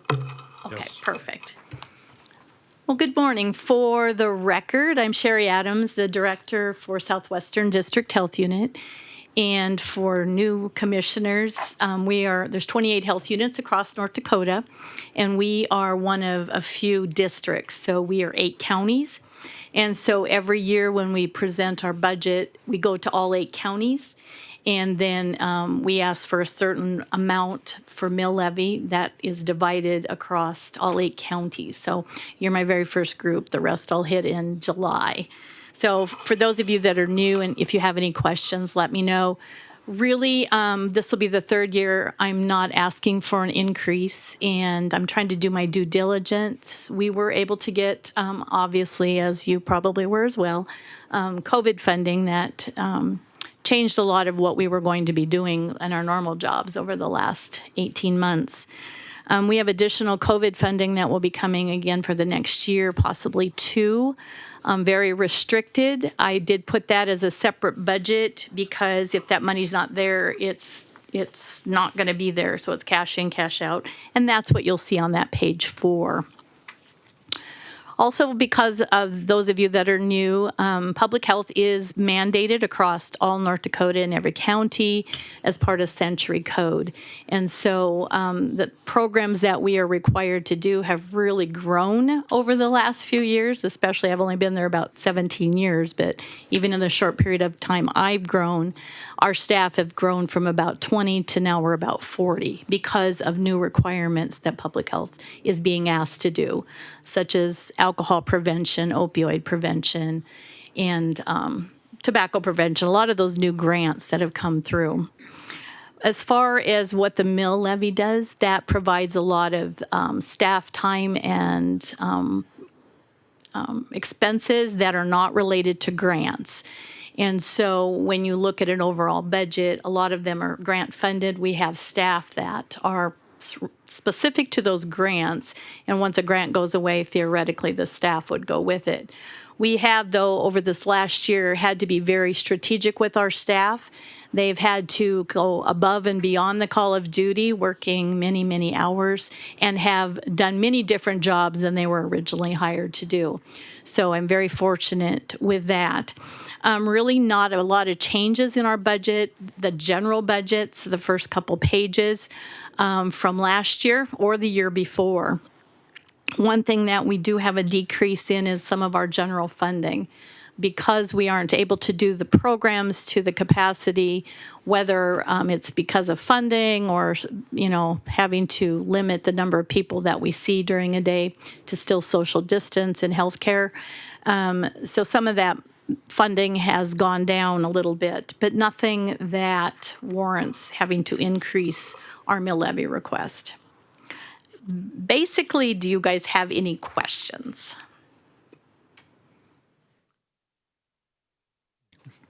So what happens now is I go to all of the other counties, and that'll be the first week of August. September 1st is a meeting that is called the Joint Commission and Board Meeting.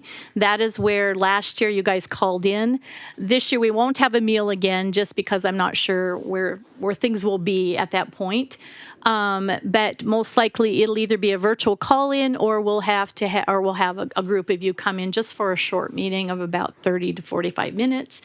You will need a quorum to vote for your county. And have to be 3 additional besides Ken because he is right now our board president. So it would probably have to be 3 additional people. Then each other county has to have a quorum to get a vote. Hopefully we have enough counties that vote, otherwise we have to have an additional meeting. So all the counties have been pretty good. And that meeting, because I go to you guys first, really isn't a very long nor painful meeting. So hopefully you will be able to come and attend. I'll send out a location as soon as I figure out where that will be.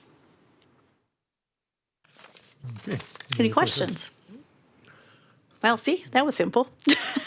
It's nice to meet the new ones. I want to thank you for the hours and hours and hours you put in all the way back from COVID and the testing and all the way back to DAPL even. Yeah. It's been definitely a different ride, that's for sure. Thank you to you and your staff. And thank you guys for the support you've given us, not just this year, last year, but all the years in the past. So, and Ken is our representative of Stark County that's on our board. And third consecutive year coming in with a level budget. And I'm hoping to be able to do that one more year. Hey, the thing that really saved us was health insurance did not go up. And that was a huge saving for all of us with Andy PERS. So, yeah, I'm trying to do very much my diligence in being good stewards of the money that you guys provide to us. So thank you so very much. Thank you. Thanks, we're way behind on our schedule here. Going down to wind energy moratorium. Another, I guess, just to give a little history on that, we had a moratorium that was put into effect last month. And apparently there's some other procedures we need to follow on that, the public hearing and the public notice on that. And then since then, that with this, vice the state's attorney, we accepted the application from One Energy Marathon for there, and that'll be going on to the planning and zoning on that. That'll be the first or the last Thursday of the month, or the last 30 before our next meeting where the planning and zoning will be brought up. Is there anything else we need to? Mr. Chairman? Yes. What, do we need to take any form of procedure on the moratorium that was put in place last month? And because from what I gathered, that moratorium is not. It's not valid according to, we're talking to the state's attorney. There's been another county that had it and we didn't follow the proper procedure, so it's not actually valid yet until we follow some other procedures. Correct, and I outlined it again in my memo that I think the very cleanest way to do this is to rescind that moratorium and start from scratch and not make it specific, at least at this point, to wind turbines. I think what should happen is that the commission should pass a resolution to have the zoning and planning committee essentially write an amendment to our zoning ordinance that puts a moratorium procedure in place. And then it's already in the zoning ordinance. And then when things like this come up, there's a procedure that is followed that follows statute. The moratorium relating to Marathon is moot. I mean, at this point, they have to put their conditional use permit in. So I'm trying to look forward to the future. For instance, Williams County just approved a couple radioactive landfills. Something like that might come to Stark County. If you have a moratorium in the zoning ordinance that you can follow procedurally, when something like this comes up in the future, then you have it written, you have it in your zoning ordinance already, and you can follow those steps precisely. So we've actually got something in writing, as opposed to, not necessarily having anything in place and then trying to figure out whether we're within the parameters of the law. Commissioner Arthod brought up the 2015 moratorium. And that's true, we had one, but when I look at it, I think the only reason it wasn't maybe dealt with legally is because nobody had put any conditional use permits in for any wind farms or wind turbines. And I think had that happened, we probably would have had this discussion years ago. But I'm trying to look forward and so that we have a procedure in place going forward that would deal with those moratoriums, because as of right now, we don't. And it's always better to have parameters that reflect the statute so that you're within the parameters of the law as opposed to not. I can tell you I talked to Attorney Binder. She was the state's attorney up until a week ago. She took a judgeship job over in Mercer. And the same thing kind of happened with them, but they had put their notice requirements in right away, and now I think they're kind of scrambling to make sure that they're doing it correctly going forward, because there's some really unclear legal questions regarding moratoriums right now. And the position we're in, I think we're just in a really good position because we can really make it very clean and put a policy in place for them. So it's right in the zoning ordinance. But Mr. Chairman, so Yes. going back to the June moratorium that was voted on and may or may not have standing, do we need to do any action items on that? I know Marathon has filed some actions in response to that. I think the cleanest way is to rescind it at this point, because the way that it is in place and the way it's enforced legally, it's not going to affect anything with Marathon. They still have to go through the conditional use permitting. We have to have the public hearings. It has to be approved by them and then the commission.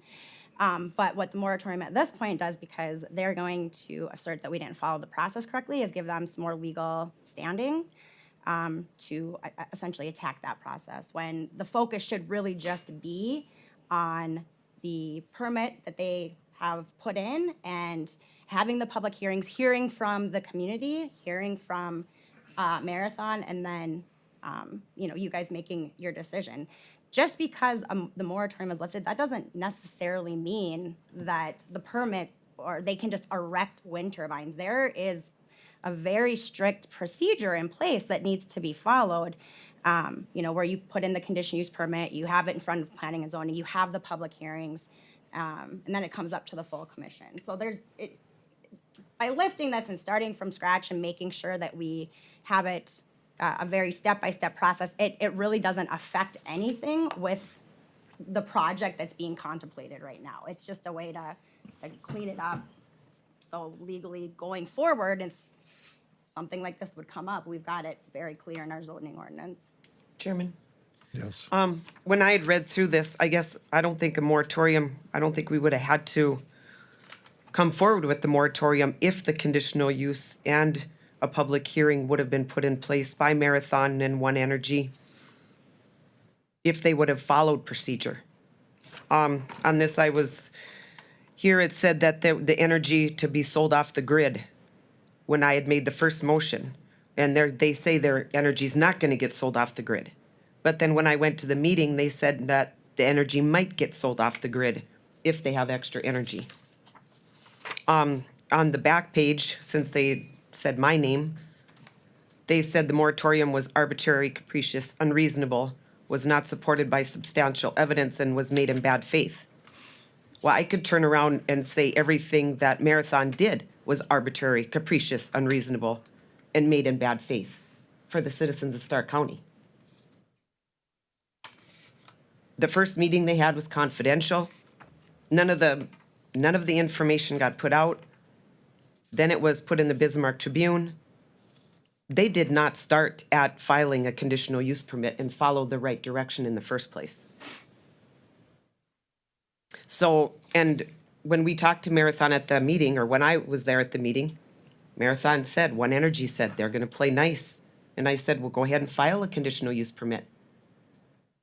And then after they said they were gonna play nice, then all of a sudden, they start to sue Stark County with a scare tactic on my moratorium, is how I feel.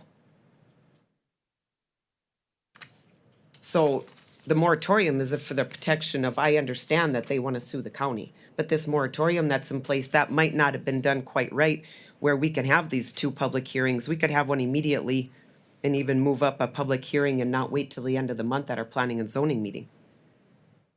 But this isn't just for Stark County. This is to protect the residents. If Marathon and One Energy, they think they're gonna want to sue this, well, that's not playing nice. I guess at the very end of the day, the moratorium regarding the wind turbines for Marathon and One Energy isn't gonna apply, because they've already got their conditional use permit. It's just gonna have to go through the process. And so my thought on this is, why make it any more legally complicated? Let them go through the conditional use permit. At the end of the day, you still have you guys hold all of the power. You can deny it or accept it. So the moratorium at this point, as far as I'm concerned, is pretty much moot. It just adds more legal issues that we don't necessarily need to deal with right now, when we can take a step back and put something in place going forward so that this won't ever be an issue again. Mr. Chairman, So I'm gonna ask Amanda a couple questions here, but when we had the meeting last month, I was very explicit that I wanted Marathon's process or application to be heard, and yet I did vote in favor of the moratorium. Part of that is bad on me because I kind of misinterpreted some of that language, but my question is, I think if we have to clarify and revisit the issue of last month and rescind the motion, I'm fine with that. I'm fine with Marathon's application being heard and let the planning and zoning do their due diligence and make a recommendation to the board. That's why the process is the process. But the question I have is, if a moratorium or an ordinance regarding moratoriums is to come forward, is that initiated at planning and zoning, or is that initiated by the county commission? It should be, well, I think that you guys can pass a resolution. I had something, just a kind of a rough draft resolution where you direct planning and zoning. Steve Joseph, the administrator, with, input from the state's attorney to draw up a moratorium so that it is legal. And then planning and zoning will take a look at it, decide if there's any amendments, have a public hearing on it, and then it come up to the commission, or ultimately, I believe you guys then vote on it to add it to the zoning, planning and zoning. And there's some steps in between there, but the process can be done pretty quickly because it's not a huge, complicated zoning ordinance. It'll be just a quick, procedure to lay out, but then it's again in the ordinance. So if we have the ordinance in place, then anytime an issue comes up that they want to, or we want to put a moratorium, whether it's wind towers, radioactive staging facilities, then you would just refer and just add on to that moratorium. Then you would just follow the process, correct, through what is in the zoning ordinance, because that that will comply with law. And then you're not having these issues, I guess. And that's why I think it's important to put it in the zoning ordinance, because you can lay out the procedure very clearly on how it needs to come up, through zoning or through the commission, and how the public hearings and the notice and stuff and things like that. Because like I said, the legal uncertainties right now regarding some of this stuff, and I think you can see that probably over in Mercer and McLean, are a little murky, whereas if we have the chance to reset this and just do it right, that's what we should do. And then under section 8 of your, I don't know, discussion point, whatever, is that where you say a moratorium shall not exceed a period of 24 months, is that just a random number, or is that some kind of and like I statute? said, this is just a sample, but something that, I took a lot of this language straight out of the statute, and I didn't have a lot of time, so I kind of just put it together, so it's something that you guys could take a look at and see how, how this process would likely go according to statute. And then that would be, again, it's a sample, what your zoning ordinance would look like. But there's, that can always be tweaked a little bit. It doesn't have to be 24. I mean, you could put it, this is a very rough draft. I just wanted to have something in front of you, all of you, so you can kind of understand what I'm a visual learner, so if I can see it, I'm much better than hearing, so. So in that time period, Marathon could easily say, well, we did this, we filed our conditional use permit before you Well, that's gonna got be the this case. moratorium done. That's gonna be the case anyways, And because they're gonna say that this one isn't gonna apply. it's not gonna apply anyways, because we haven't had the publication and to make the moratorium even a little bit legally binding. So my legal opinion at the end of the day is, no matter what, the moratorium that was voted on is not gonna apply to Marathon. I'm talking about this one. Oh, no, right. Correct. It's just gonna have to go through the regular process, which, I mean, is it a big subject? Yes. Is it a touchy subject? Yes. But at the end of the day, everyone's on the commission and on the zoning board sometimes you gotta look at all of the pros and cons and make those decisions. And that's what we're gonna have, the public hearings and things like that for. It's not it's not giving Marathon a green light to do anything. All it's doing is saying, you gotta go through the regular process. Well, and if they had went through the regular process, this wouldn't be an issue.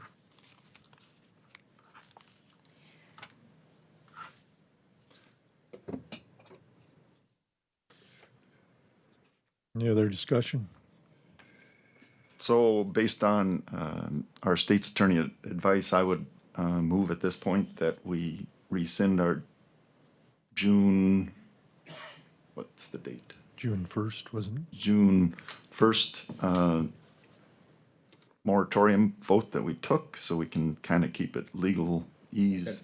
Do you want me to repeat that? Is the person who made the motion supposed to rescind the motion? I think anyone that voted aye on it is allowed to revisit. That's my understanding.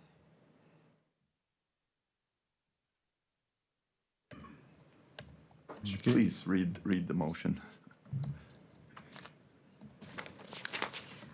The motion that was made on June 1st by Commissioner Arthod and seconded by Ken Zander reads the following: to put a 2-year moratorium on all wind energy generation if it is going to be used just for the customer or also by off-site customers.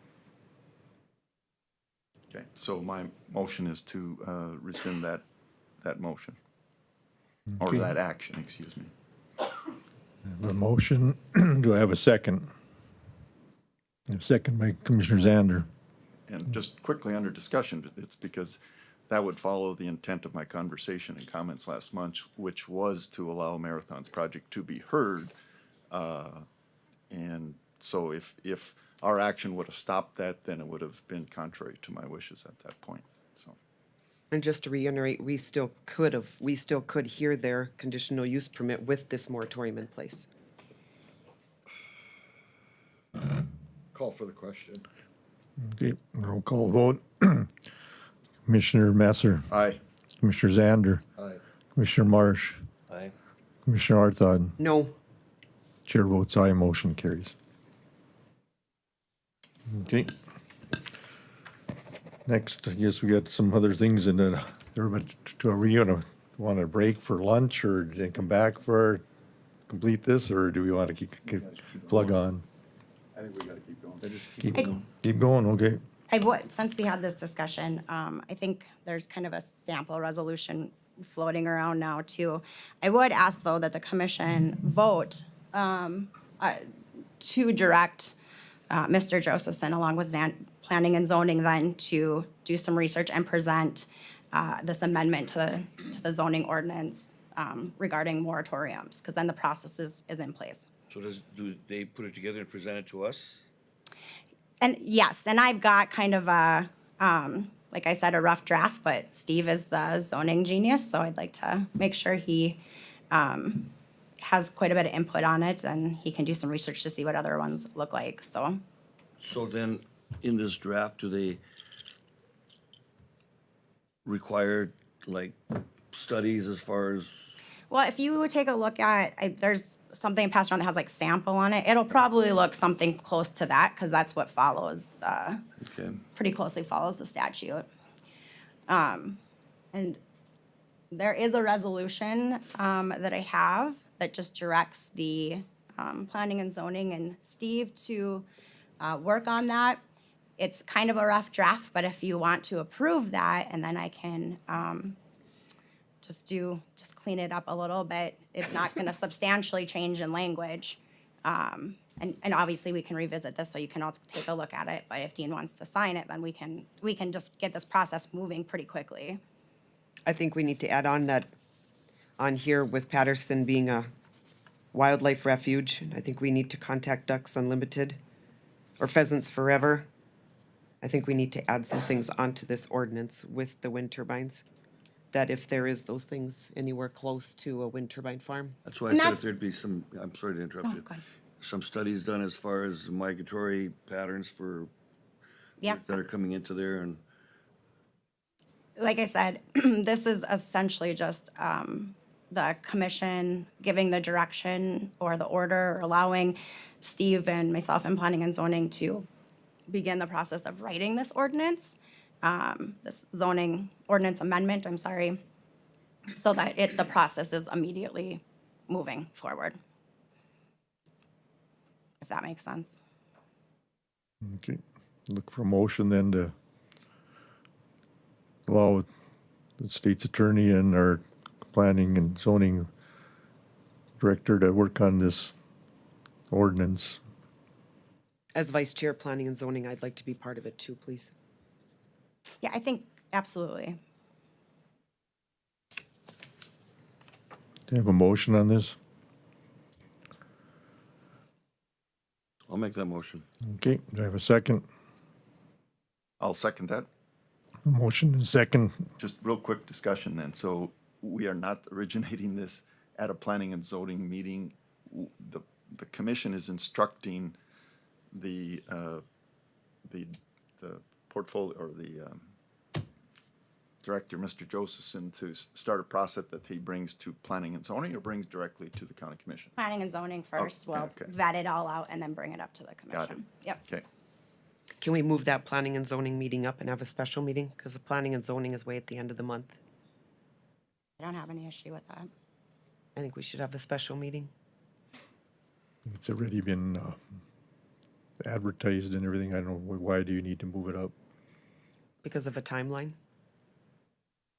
Timeline on what? Because the timeline on the moratorium, so we get it and get the public hearings done. I don't see the push for the timeline because we have to accept their application anyway for the.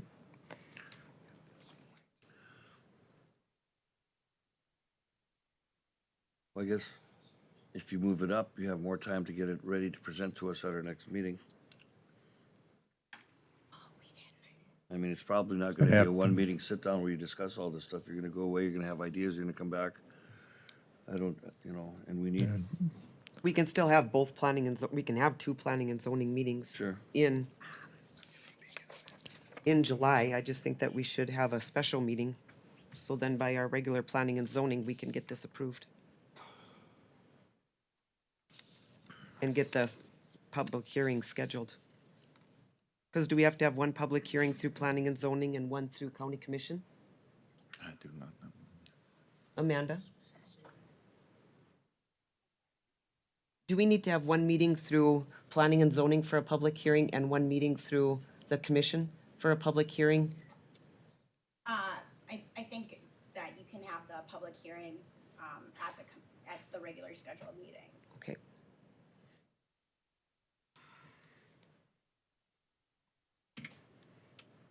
Any other discussion? So should we schedule a special meeting for planning and zoning? That's earlier than the end of the month?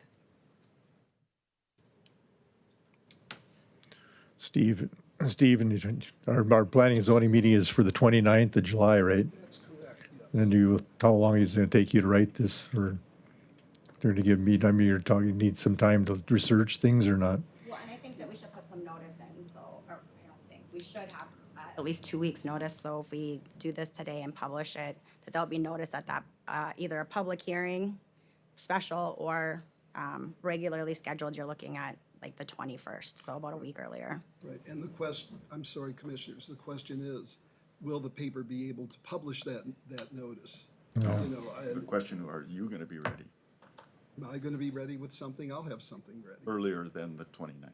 Yes, I can have something ready. We'll work with the state's attorney on that. It sounds like she's already drafted. It sounds like, did you already? I've It got sounded something. like she started drafting something anyway that would pertain, to a moratorium? So the only- Anything. As soon as we could have it, is only be a week earlier, right? It'd be about a week earlier. And my understanding, because so many newspapers have went to only publishing about once a week, it's the day that you put in notice is when your notice requirement started. It doesn't have to be, it's not like the Wednesday before or the Wednesday of when it gets published is when that notice starts. It's when you give notice to the newspaper that you want it published is when the notice requirements start. So. And I have had lots of discussions with lots of people about that, so. So as long as it's online, I mean, as soon as you give them notice, then that's, you don't have to wait till the Wednesday paper. No. Okay. Any other discussion?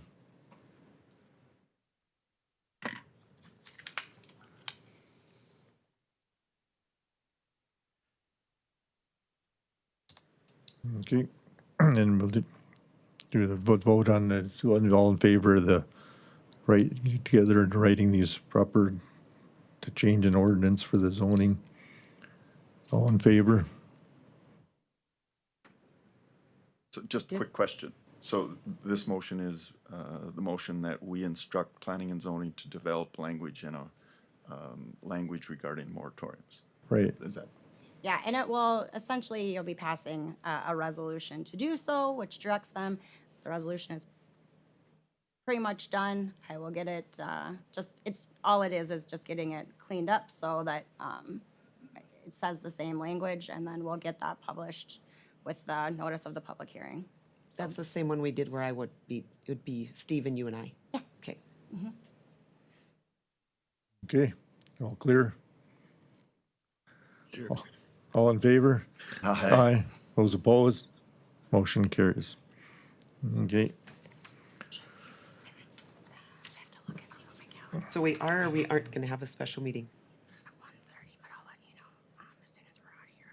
it's only gonna put it a week ahead, so I don't, I guess, I don't understand why you'd want to change it, but So how many days from your regular meeting to our meeting is there? It's Is that always I'm sorry, Commissioner Marsh, the Planning and Zoning Commission is always scheduled the Thursday before the county commission. yeah, so you'd have till the 3rd of, our meeting's August 3rd for the commission meeting. Okay, and you guys got enough time to put everything together before you come here? You'll have to be all put together and presented to the planning and zoning first, and then approval, and then moves from there. So that's not like another month then, or what? I 29th don't to think the it's gonna 3rd. take that much time. I mean, I've got a pretty good, like, rough draft going anyways, and then I'll work with Commissioner Arthod and Steve, and then make sure it's kind of fine-tuned, and then they can present it to the zoning and planning, have that public hearing on it, and then the next step will be presenting it to the commission to get it. So it wouldn't be to us in the August meeting? I think it very well could be, yeah. Okay. Just to verify, commissioners, this is gonna be an amendment to the zoning ordinance that would establish a procedure for establishing a moratorium for anything. Right. Okay. Okay. You move on then, we got that all together. Okay. And I want to thank everybody for waiting all morning long to get to that, but I think we got to move forward on that. Next, we have the finalizing the 2008 abatements from Jefferson and Lincoln Apartments. And we had I just settled, want to make sure. Attorney Rom, are you on the phone? He was gonna call in, so I'm gonna. Okay. Let me email him. Oops, somebody's here. Try it again. Attorney Rom, are you on the phone? Can you folks hear me? This is David Fiddles from Frederickson. Okay. Yep, a little we bit. Okay, perfect. He represents the taxpayers. They wanted to be on the phone when we approved the settlements. Those are in front of, I think, all of you, and then the one to sign is in front of Commissioner Franchuk. Attorney Tibble has reviewed them, and I believe everything is in order, correct, Attorney Tibble? They just need to be accepted formally, 2016, 17, and 18 by the commission, and then signed.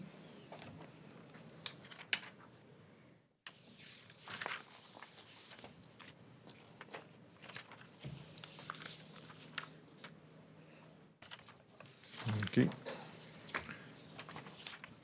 Everybody has a chance to review this. I guess I'd look for a motion for the chair to sign the settlement agreement for Jefferson and Lincoln Apartments. And that would be for the 2016, 2017, and 2018 tax years. Mr. Chairman, I move that we authorize the chairman to sign the agreement on, I don't know if I just identify him as Jefferson rather than, and Lincoln rather than the parcel numbers. I think if you just go by year, and then the Jefferson Apartments and Lincoln Apartments, the legal description is all outlined within the settlement agreement, so there's no doubt of what properties you're speaking about. So 2 motions or 6?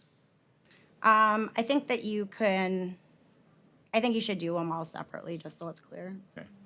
So I'll start with Jefferson on 2016.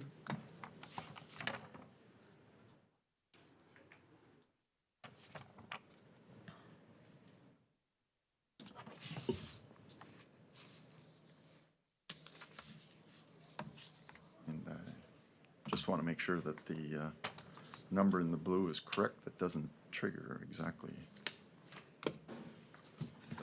5681315. Yep. That is the correct number? Yep. Okay, so I would, for 2016, the 5,681,315. Okay, I have a motion then for Jeff's Apartment for 2016. Do I have a second? Second. Second? All in favor? Aye. Aye. Those opposed? Motion carries. And we look for a motion to 2017 for Jefferson Apartments. So, Mr. Chairman, I'll move that 2017, the chairman be authorized to sign the assessment value at $4,455,020. Okay, I have a motion. Do I have a second? Second. A second. All in favor? Aye. Aye. Those opposed? Motion carries. And then, Mr. Chairman, on 2018 for Jefferson, I would move that the chairman be authorized to sign the assessed value at $4 million. Okay, I have a motion. Do I have a second? Second. I have a second. All in favor? Aye. Those opposed? Motion carries. Okay, and then we'll go to 2016 for Lincoln Apartments. Yeah, so Mr. Chairman, I'd like to move that the chairman be authorized to sign the assessed value for 2016 at $25,762,820. I have a motion. Do I have a second? I'll second. A second. All in favor? Aye. Those opposed? Motion carries. And Mr. Chairman, for 2017, I would move that we authorize the chairman to sign the settlement agreement for the assessed value at $20,116,950. Second. Okay, I have a motion and a second. All in favor? Aye. Those opposed? Motion carried. And then, Mr. Chairman, I would move that we authorize the chairman to sign the settlement agreement for 2018 for Lincoln Apartments for $19 million. I have a motion. Do I have a second? Second. I have a second. All in favor? Aye. Those opposed? Motion carried. Okay, that takes care of that. For the tax, finalize the tax abatements in, so we'll go to the, back down to discussion. We had, accounts payable attorney fees. That was yours, Commissioner Arthod. Yep, that was tabled from last week, or from, Amanda has the information that was tabled from last month. There's really no legal precedent on it. I think it's just a policy decision by the commission on whether those will be refunded or not. I have really no legal guidance for you as far as that goes. So that'll just be up to what the commission wants to do. If you decide to take a vote on it, just like I had previously advised Commissioner Franchuk and Zander to abstain, I would advise Commissioner Arthod to abstain from this vote as well. If we pass this, what kind of precedent do we set? No? I'd make a motion to reimburse Commissioner Arthur for her legal expenses regarding the HR issues.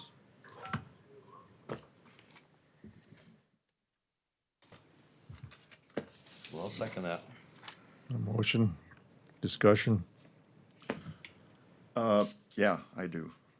I think we need to develop a policy on this. Commissioner Arthod last month made the comment that, you know, she was willing to wait 30 days. I'm going to ask the indulgence because this is going to be more than a single commissioner decision because we have another commissioner who also incurred legal expense. You know, Neil, I haven't asked for anything, okay? I understand that. So but just leave me out of it, please. Well, you have the opportunity to do it based on policy that Well, we may or may not adapt. You know, I'll take my chances later on. Well, that doesn't change my opinion at this point. Well, that's fine, Neil, but in my opinion, and I'll say this for Commissioner Arthur, I'll say it for myself, the process was terribly erred, okay? That's all I'll say. And my motion is to reimburse Commissioner Arthur for expenses. Now, I'm not saying down the road, we develop a policy, that's fine, but the issue is. And I can appreciate that. I mean, I'm not in your position. I'm not in Commissioner Arthod's position of having gone through that process. So I am kind of late to the game here. I'm also trying to look at it with an unfiltered lens. And the problem that I see is if we do this, we just talked about longevity where we were potentially spending money that didn't have full commission approval. And so now we're trying to go backwards again and spend money in a different realm. And I guess if someone would have had some opportunity here, maybe, you know, those costs or opportunities could have been, or suggestions would have been brought before the full commission, because if this is the policy and something happens to me, I'm going for the $1,000 an hour attorney, not the $200 an hour attorney. And so I'm just, you know, I think, you know, I just think if we just do it the way we're talking about doing it right now, unfeathered or scripted or whatever, I think we need to put some policy in place and then apply that retroactively. In all due respect, I think that was not going to happen again because we now have a state's attorney that will protect the commissioners to where it was definitely tainted, and we did not have a state's attorney that was looking out for commissioners back when this happened. The policy, I think, that will be followed and actually done right, instead of a commissioner having to go out and get their own legal attorney because of the previous state's attorney not doing his job.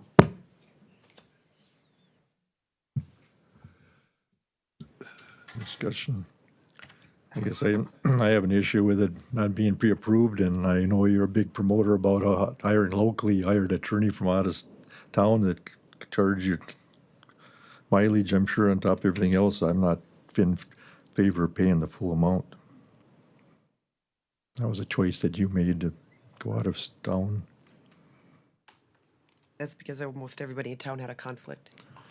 You know, And if the that's why all the that's commissioners would have another. stepped up, I wouldn't have to get an attorney. That's my feeling, I guess, on it first, for not paying the full phone. I'll call for the question, Mr. Chairman. Okay. We'll call vote, and Commissioner Zander, Aye.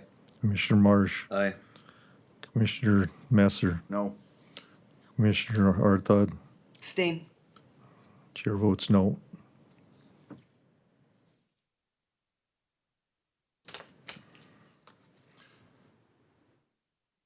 So moving forward, I'd like to sit down, have a serious discussion about getting this resolved and develop a policy that we apply retroactively. So it's a tie. I understand. Dies that, for a lack of time. But your policy that you want to develop has nothing to do with Commissioner Arthur's request. That's not accurate. That's not accurate. If you develop a policy, you can certainly apply that policy retroactively to other cases. So we can with the moratorium, that we were just told by Amanda we couldn't, so you can do, so we can go back? That's Why? setting a pretty big, I'm talking specifically on this item of it, reimbursement for attorney's expenses.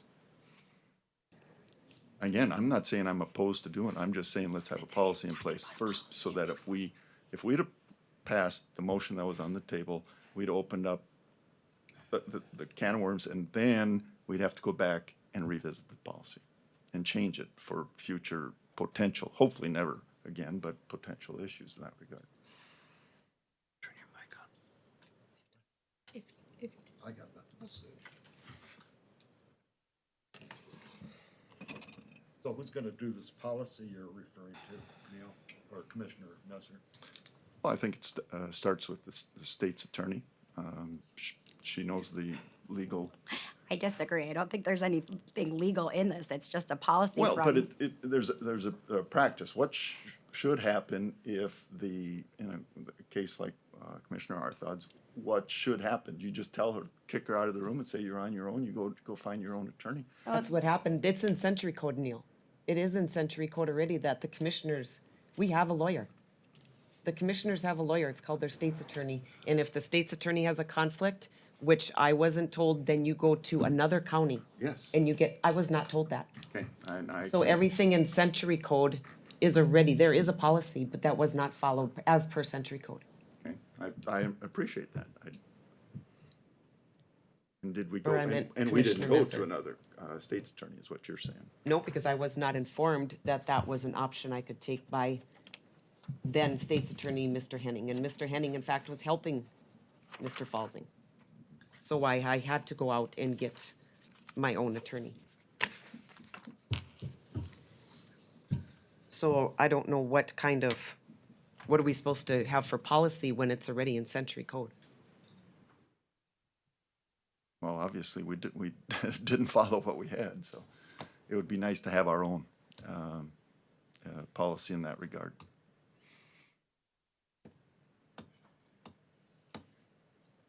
Any other This is a discussion? tie, where does it go?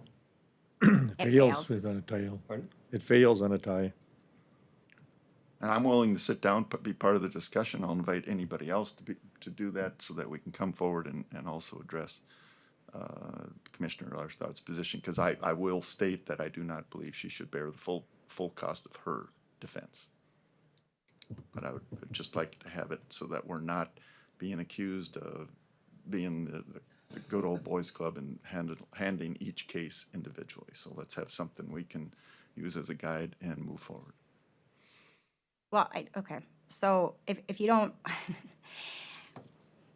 if you don't want to, excuse me, to bear the full cost, I think the vote we just had then, I mean, you're kind of contradicting yourself, because even if we have a policy going forward, I guess you could make it retroactive. And then maybe you want to revisit it. Maybe you just want to table it. I mean, you've already made the vote, you've already made the motion. But you know, it sounds like you're not completely sold on that either. Well, I'd just like more information going, okay, what would have and how should we proceed, rather than do it reactionary at a meeting where we're all just, kind of swinging at. And the problem is there's just not a whole lot of, or any really legal guidance out there. So it's just something that Stark County is probably gonna have to decide on one way or the other. If going forward, if this comes into place, if it goes into the policy manual, that portion or all or whatever is going to be reimbursed. And for all, is it for all employees? Is it just for commissioners, just for elected officials? So as far as the information you're looking for, I don't know that it's out there. I think it's something that Stark County is gonna have to decide on for their Okay, well, own. first of all, I'd like to start with a copy of the Century Code that says that this is what should happen. I think that's a great place to start. Sure. Well, you had a month to do that, all due respect, Commissioner Messer, but that's And fine. I realize that. But I have had numerous discussions on this as well, trying to get a path to finalize this. Any other discussion?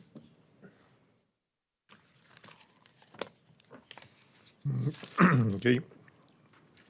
Moving on then to the So is victim. it tabled or is it, we gonna look into, I will work on, whoever wants to work with me, I'll work on a proposal in the next 2 weeks to circulate that can be discussed and brought at the next meeting. I just don't want a blanket action to lock us up forever for future issues, so. Like I said, if we're setting a precedent, so, you know, I totally want to see Carla get reimbursed for this, but, or Commissioner Arthod, but we wait another month, I guess, and Yeah. hopefully, so I'm saying we table it. I guess that's what my thing is right now. Then you're gonna have to rescind your motion, because you've already made the motion not to Okay. reimburse, so. Or amend the motion to table it, I guess. I think you're cleaner to rescind it and table it, but. Well, I guess my comments are is that I think that there should be a reimbursement. I just don't know what that level is. It is, if it's 100%, it's 100%. But I would like to have some backup, because if I go out on the street and some citizen goes and said, you're doing this, I'd like to be able to say, well, this is why we did it, not just, you know, the commission needs to defend its commissioners.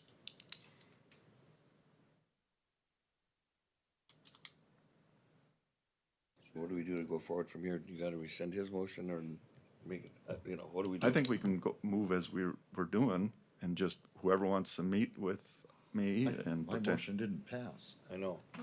So that's what, yeah. So let's make a new motion, and Bernie's, I think, on a right track. He's offering to table it for August meeting and to establish I'm not putting words in your No, mouth, it's am fine. I? No. Establish a protocol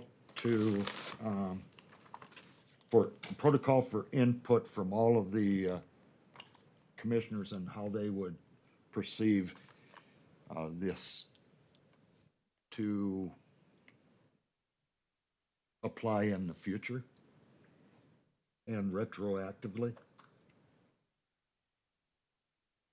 That's kind of wordy, but I don't know how else to do it.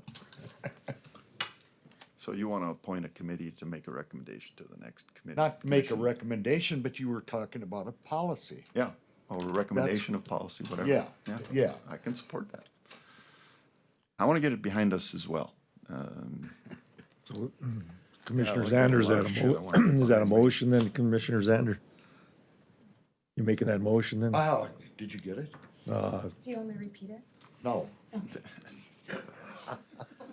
I'll make that a motion if it's, I'm fine. You're fine. I'm fine with what you said. okay. Okay, a motion, do I have a second? I'll second. Second. You're fine. Any other discussion? Said it better. You said it better than I would've been. All in favor? Aye. Aye. Those opposed?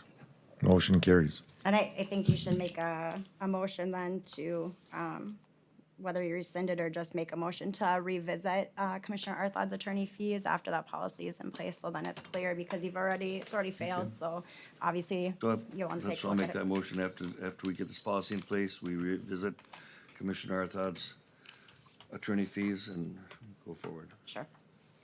Okay, I have a motion, do I have a second? Yes. A second, all in favor? Aye. Aye. Those opposed? Those opposed? Motion carries.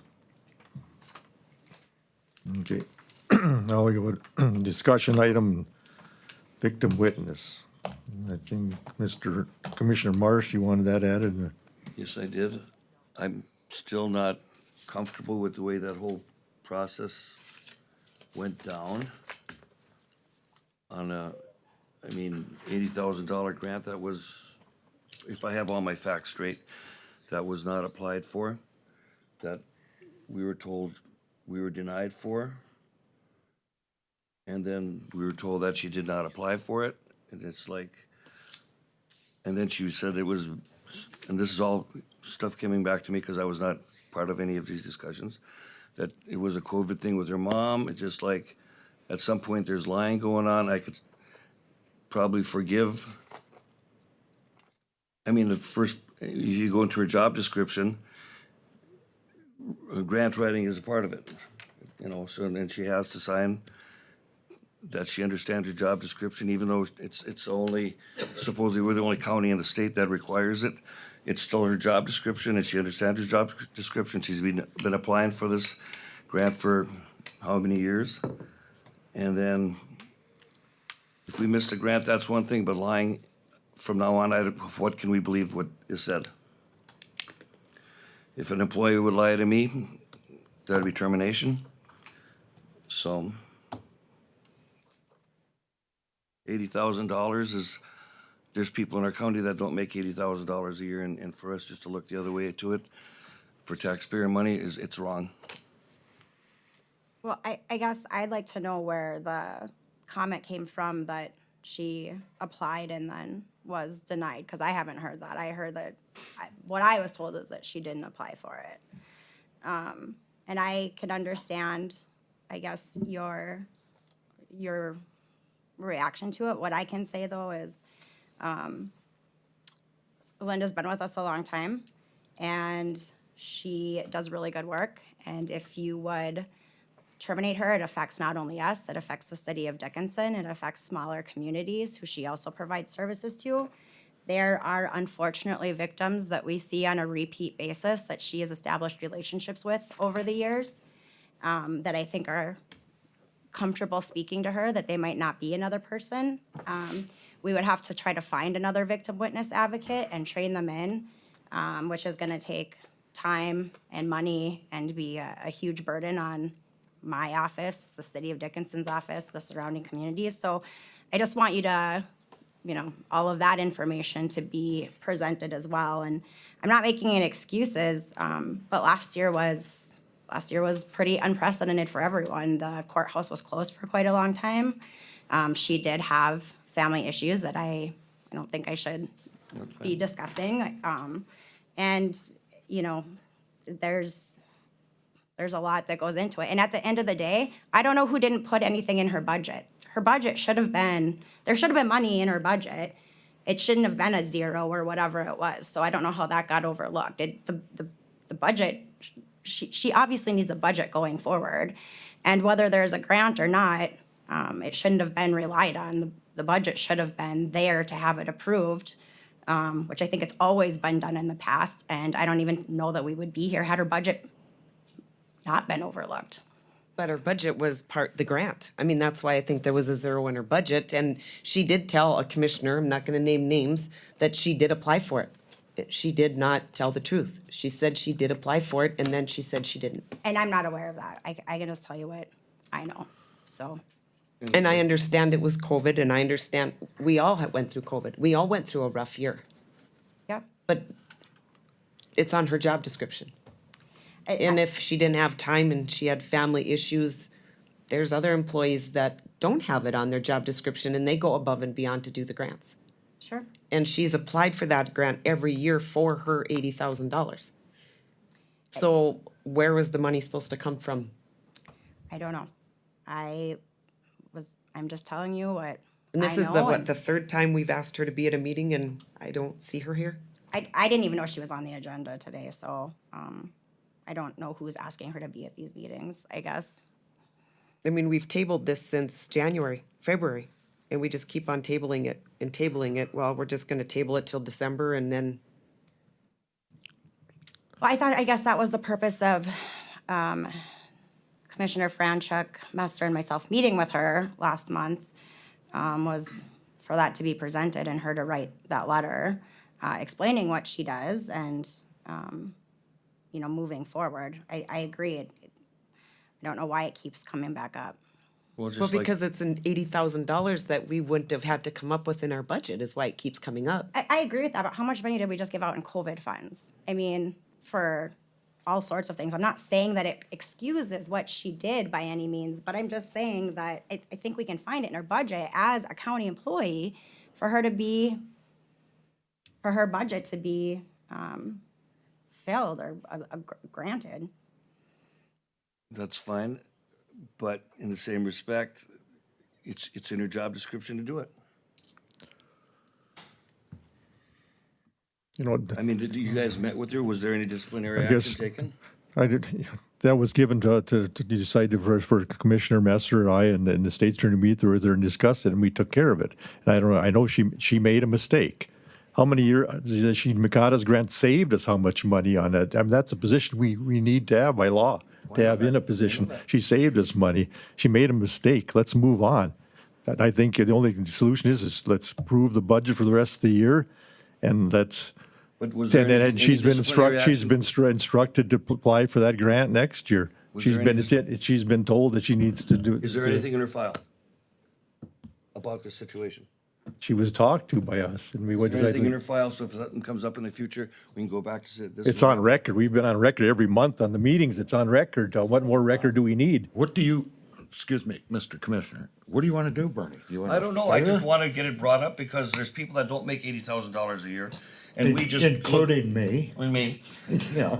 And we just seem to be sweeping it under the table because We're not sweeping anything under the table. No. I think we could, let's put her underneath the state's attorney's office for supervision on that. She was already told she's gonna apply for the next grant on it, and let's move forward with this. We can't just keep bringing this up and up and up, and it's it's the ridiculous. first time we're really discussing it in a meeting. No, it's Other been than- we've talked about it the last 2 or 3 meetings, it's been brought up on it. And I guess if you don't like the way with that, the Commissioner Messer and the states and I handle it, then I guess somebody else should do it then, I guess, but. Well, they should make a motion. So yes, my opinion on this has evolved after sitting down with her. And if someone wants to write up something and put it in her file, I think that's appropriate. Because there are there is extenuating circumstances in this that does not warrant termination without a doubt. That's fine, I didn't say I want to terminate her, but I do want to see some disciplinary action. Okay. Some put in her file or whatever. Okay. Who's And her commissioner then? I mean, portfolio holder. That's part of the problem. It was kind of a So ad hoc thing. So now we're. Is Amanda her supervisor? I think that was discussed last meeting, but I don't know that it was ever actually decided That's on. what I so- asked last time, why don't we make the state's attorney as their supervisor? Nobody wanted to make that motion, so. Fine, I'll be her portfolio holder from here on out. I will volunteer to be victim witness portfolio holder. I think we should let the chairman decide that. Well, nobody came forth last Yeah, time, this time. She really works related with the state's attorney. I think she should be part of the state's attorney. I agree. And I think the last meeting I had agreed that was fine for her to come under my umbrella. I don't remember. You'll have to relook at the minutes if it was ever voted on. That's. I don't think there was an actual motion made. It was just a discussion.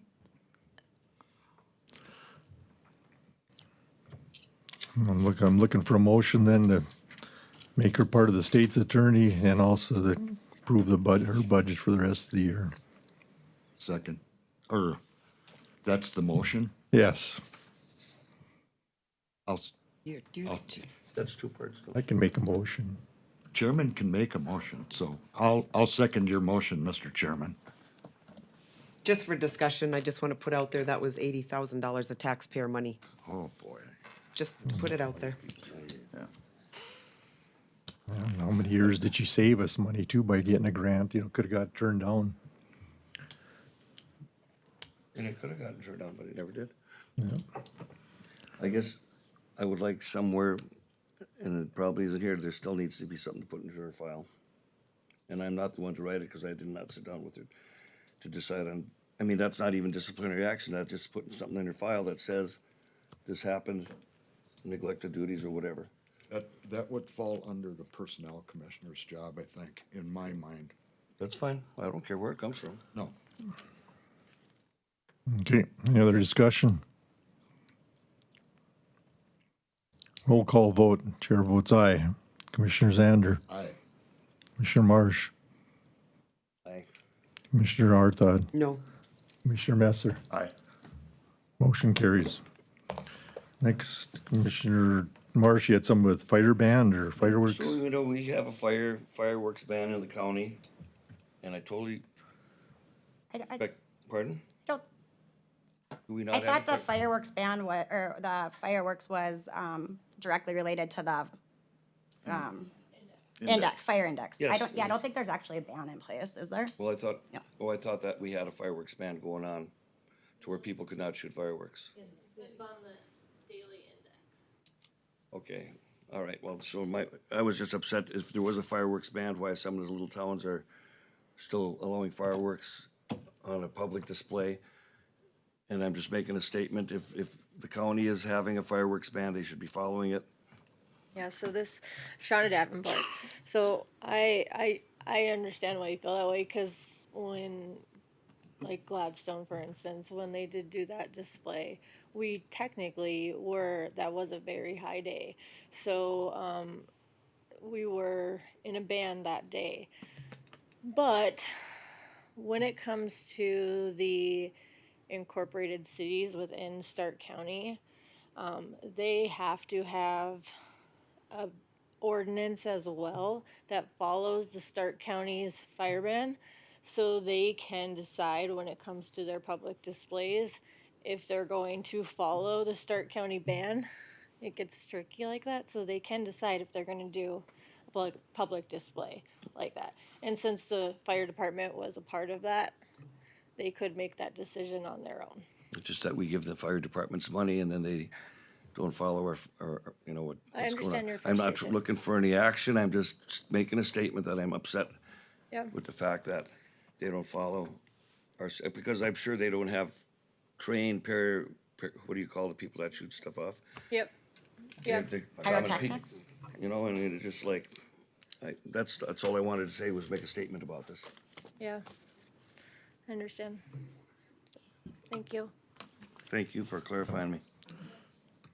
Any other discussion? If not, then we'll move to executive session in regards to abatements on Sierra Ridge Apartments. Looking for a motion to So moved to go into executive session. Second.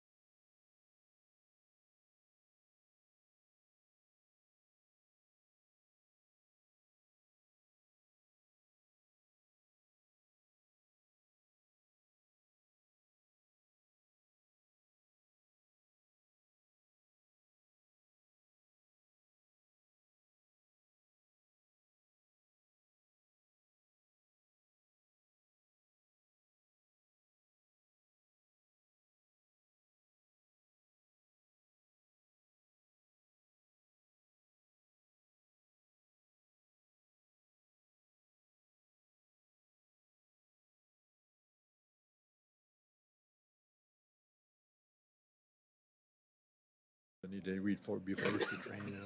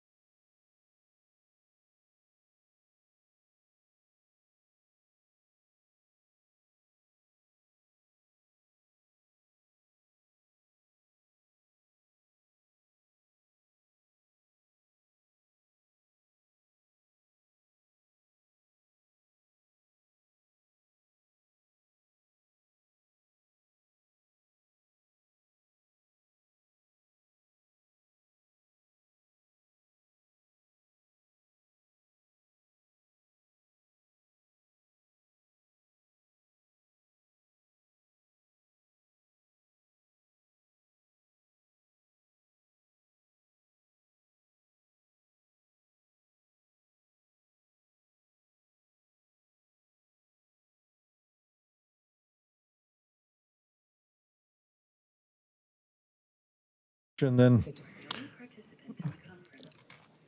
back in general session, then I'll look for a motion then, or for results from the executive session. Mr. Chairman, Yes. I would move that we authorize State's Attorney Amanda to enter negotiations for the resolution of the 2018 Sierra Ridge tax abatement. Second. Okay, motion and second. All in favor? Aye. Those opposed? Motion carries. Anything else before you look for motion to adjourn then? Hallelujah. Motion to adjourn. Second. Motion and second. All in favor? Aye. All right. Those opposed?